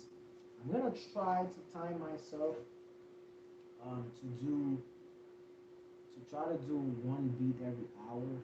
I might not spend as much time like to try to play around with the sound. It's just trying to bang it out like one beat an hour. Eventually, we'll try to I will try to get to do 2 beats an hour. Um, but to be honest, you know, my focus is not really on quantity, but rather on quality.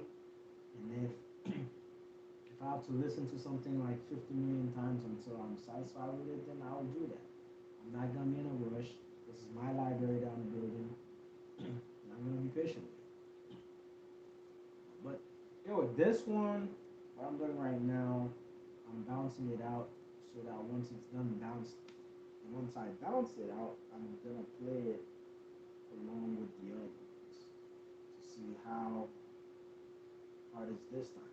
Because the last one I did, I think I added fresh air on the master bus and it didn't really work for it. It did not work for it. Um, so that's why I'm doing it differently right now.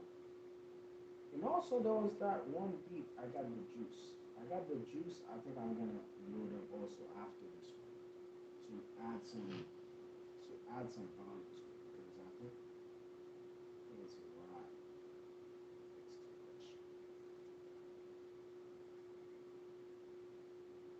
It's too much.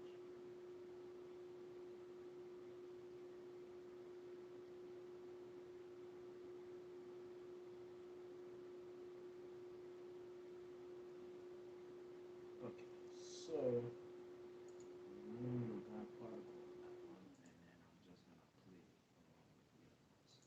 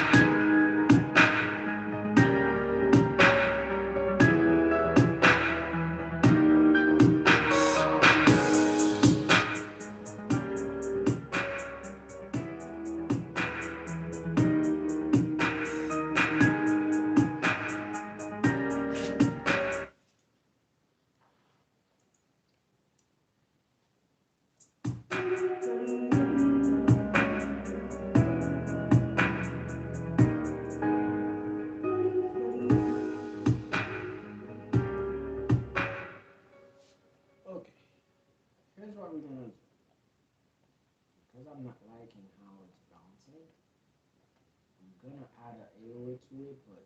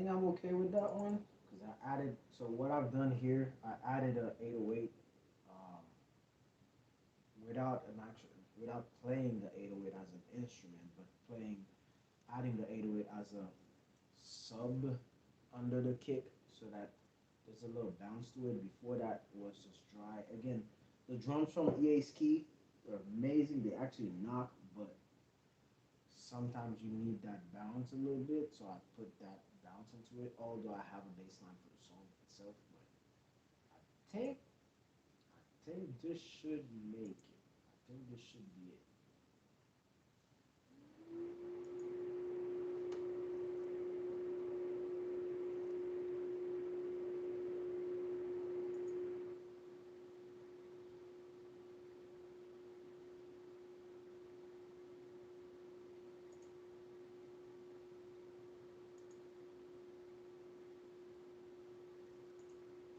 Again, this is these are the boring part of producing or engineering, balancing different things until you get the right sound of what you're trying to look for.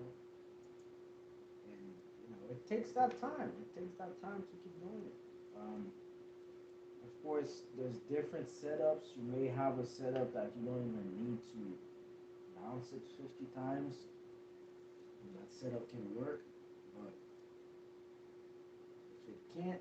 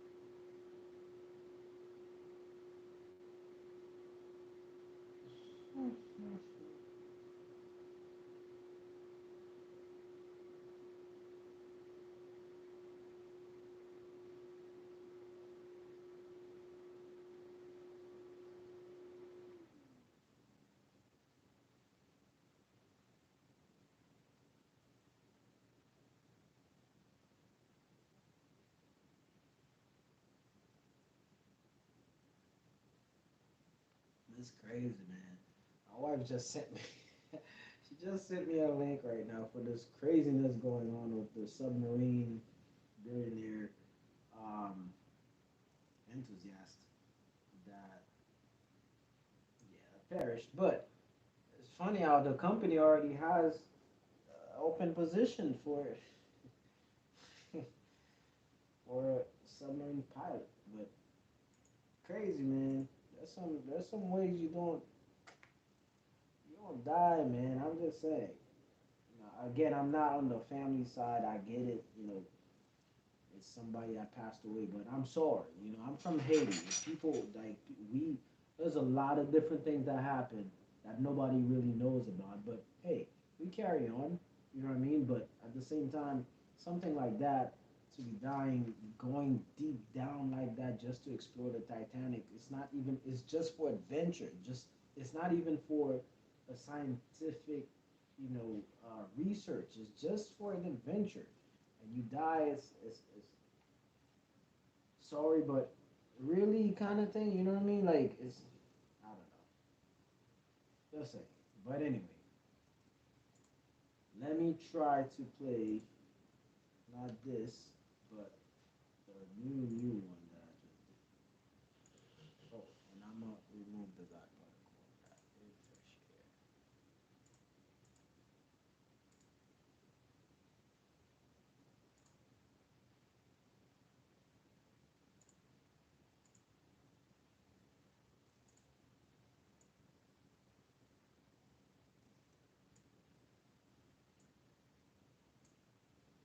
You see how that's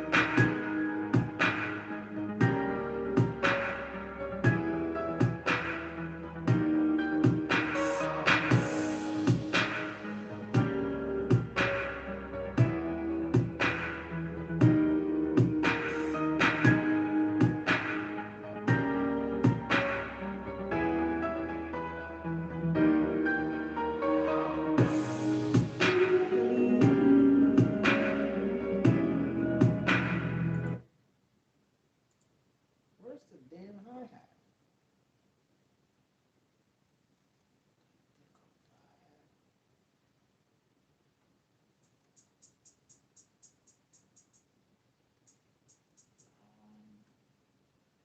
Where's the damn hi hat?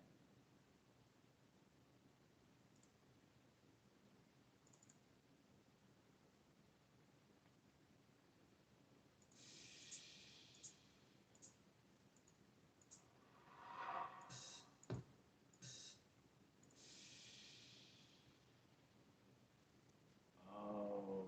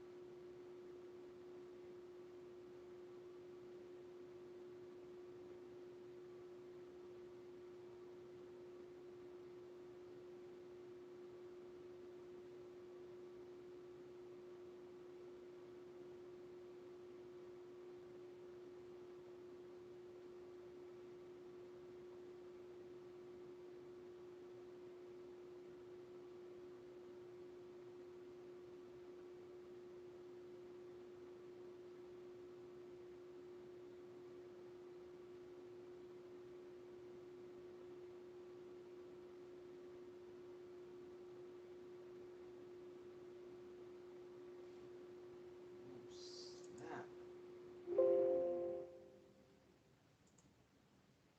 I completely forgot to put refresh it in background.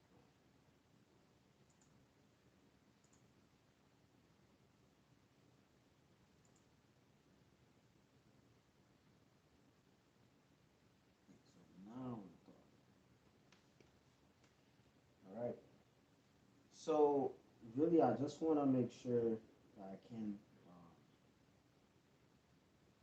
I want to make sure that I can bounce this out and play it for you guys before we call it a night.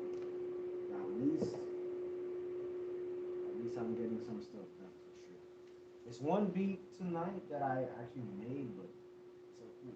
I liked it. When I heard it, I wanted to get it together. So yeah, it's that. But just like my other perfectionist type mindset, like I want to make sure I bounce it out and play it, and until until it sounds right, then I'll say, all right, guys, that was good. We got it. So yeah, so hopefully that can happen.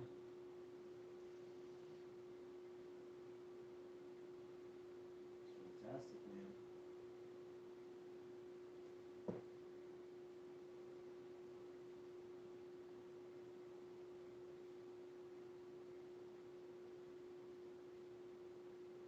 Yeah, we're almost there. Almost there. I want to finish that bad boy.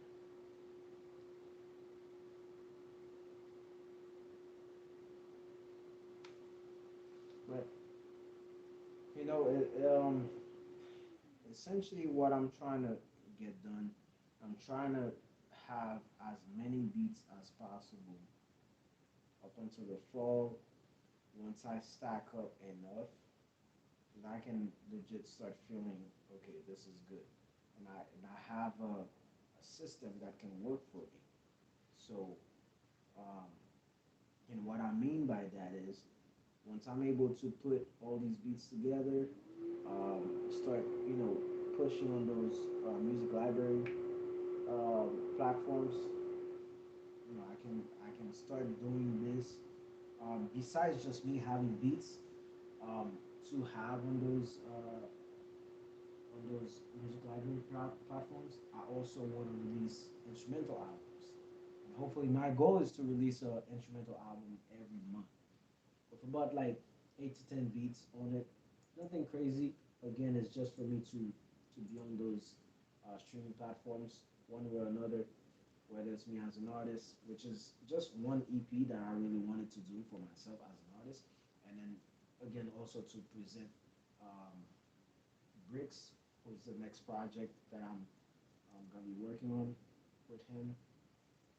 But also having all these beats and putting them together as albums as well, while I can also lease not lease them but license them is great. So it's like you check all these streaming platforms, you'll find me. You check um, you check all these streaming platforms, you'll find me. You check all these SICK license or music library platforms, you'll find me. So I have all these going on, and if an artist want to use one of my beats, and hey, it's almost like a licensing format. If you want it exclusive, that's something different. You know what I'm saying? So, so yes, I'm taking that route because it's a route that's more beneficial to me as a producer. I don't have to rely on I don't have to just be making beats and having them on my computer and just sitting there just waiting. Man, I can't wait to no. I can do something with them because by having them on streaming platforms, they'll be released also on YouTube and all that stuff. They get played, I get paid, and that's just how it is, you know. So I'll turn this off. So one more time, I'm gonna play this dang on record, and hopefully this time it's a sound that I'm satisfied with. So, what preference?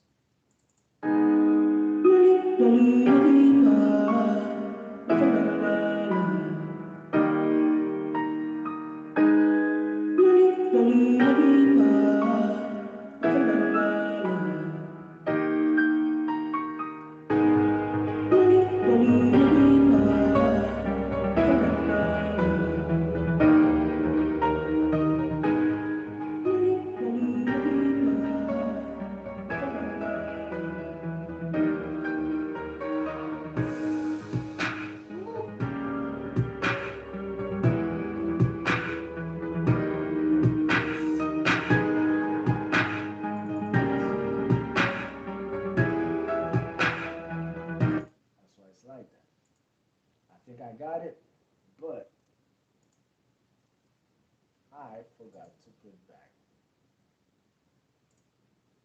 the.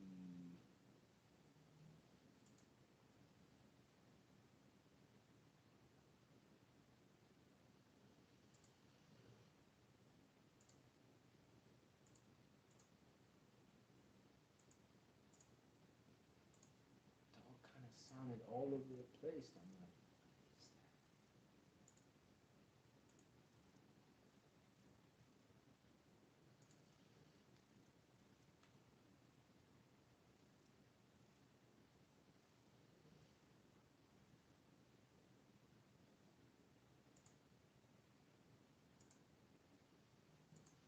man, I tell you what, I'm happy I can share this process with you guys because it's one of those things that sometimes it takes forever to get that one record the right way. But again, with me, a lot of these beats, I do them, I'm done. I don't have to look back on them and say, oh man, I could have mixed this better. Or of course, I can always say I could mix this better, but to the point, it's like it's horrible. It's just put together. It's a beat. No, now I'm finalizing the sound. I'm making sure things are in place and things sound correctly, and everybody's the moment they hear it, it's like, oh, okay, I'm feeling this one. You know what I mean? And that's what I try to do. It's just what it is. So anyone who watched tonight, I really appreciate it. Thank you so much. It's fun. I'm having fun doing those things, and hopefully, with more practice, I have that separation anxiety when it comes to making beats. Like I want to make sure like it's done completely until I move on to the next one. I don't know if it's a good or a bad thing. A lot of times it's good because I'm in the moment. What my brain is like telling me what it should be, I just continue and finish with it. Whereas if it's not, then I find myself like, man, I could do it better. I could add this. I could add that, and then I end up not doing anything. So yeah.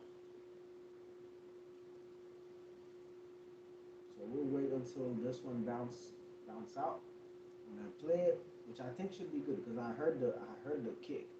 The kick is the right way that I anticipated for it to be.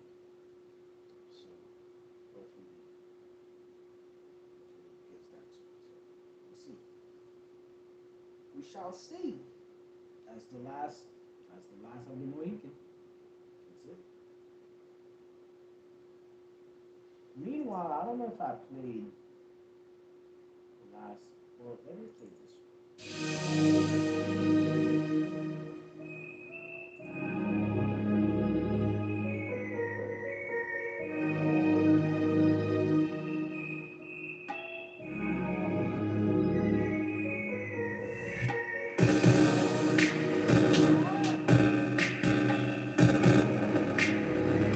Oops, because this is on. Wait a minute. Hold on. Hold on.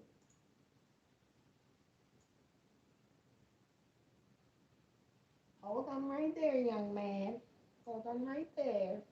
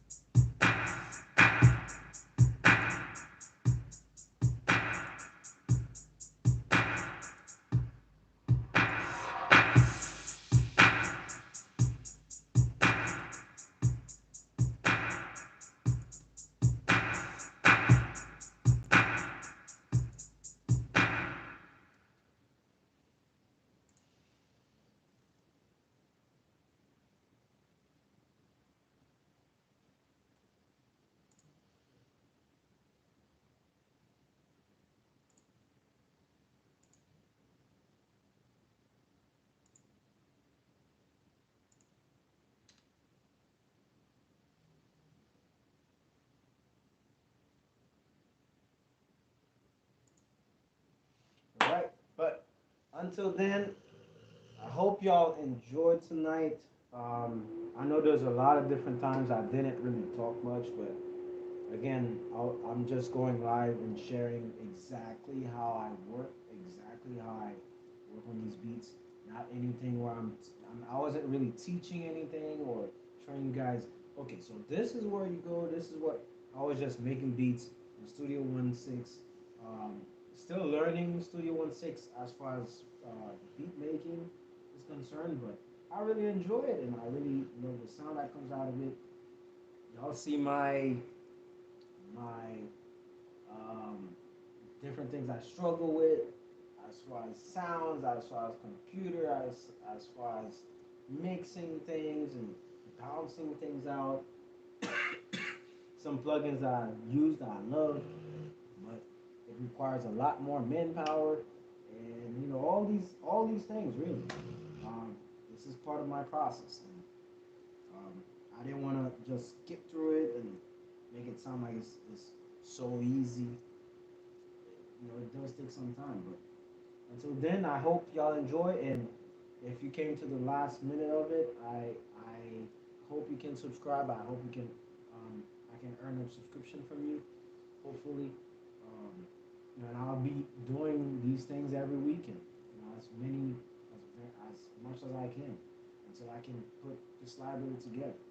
I want you guys to be on the journey with me. But some of these beats will be epic. Some of these beats will be like, yo, this beat was fire. You know what I mean? And sometimes it's like, okay, yeah, wait. But this is my process. Until then, peace.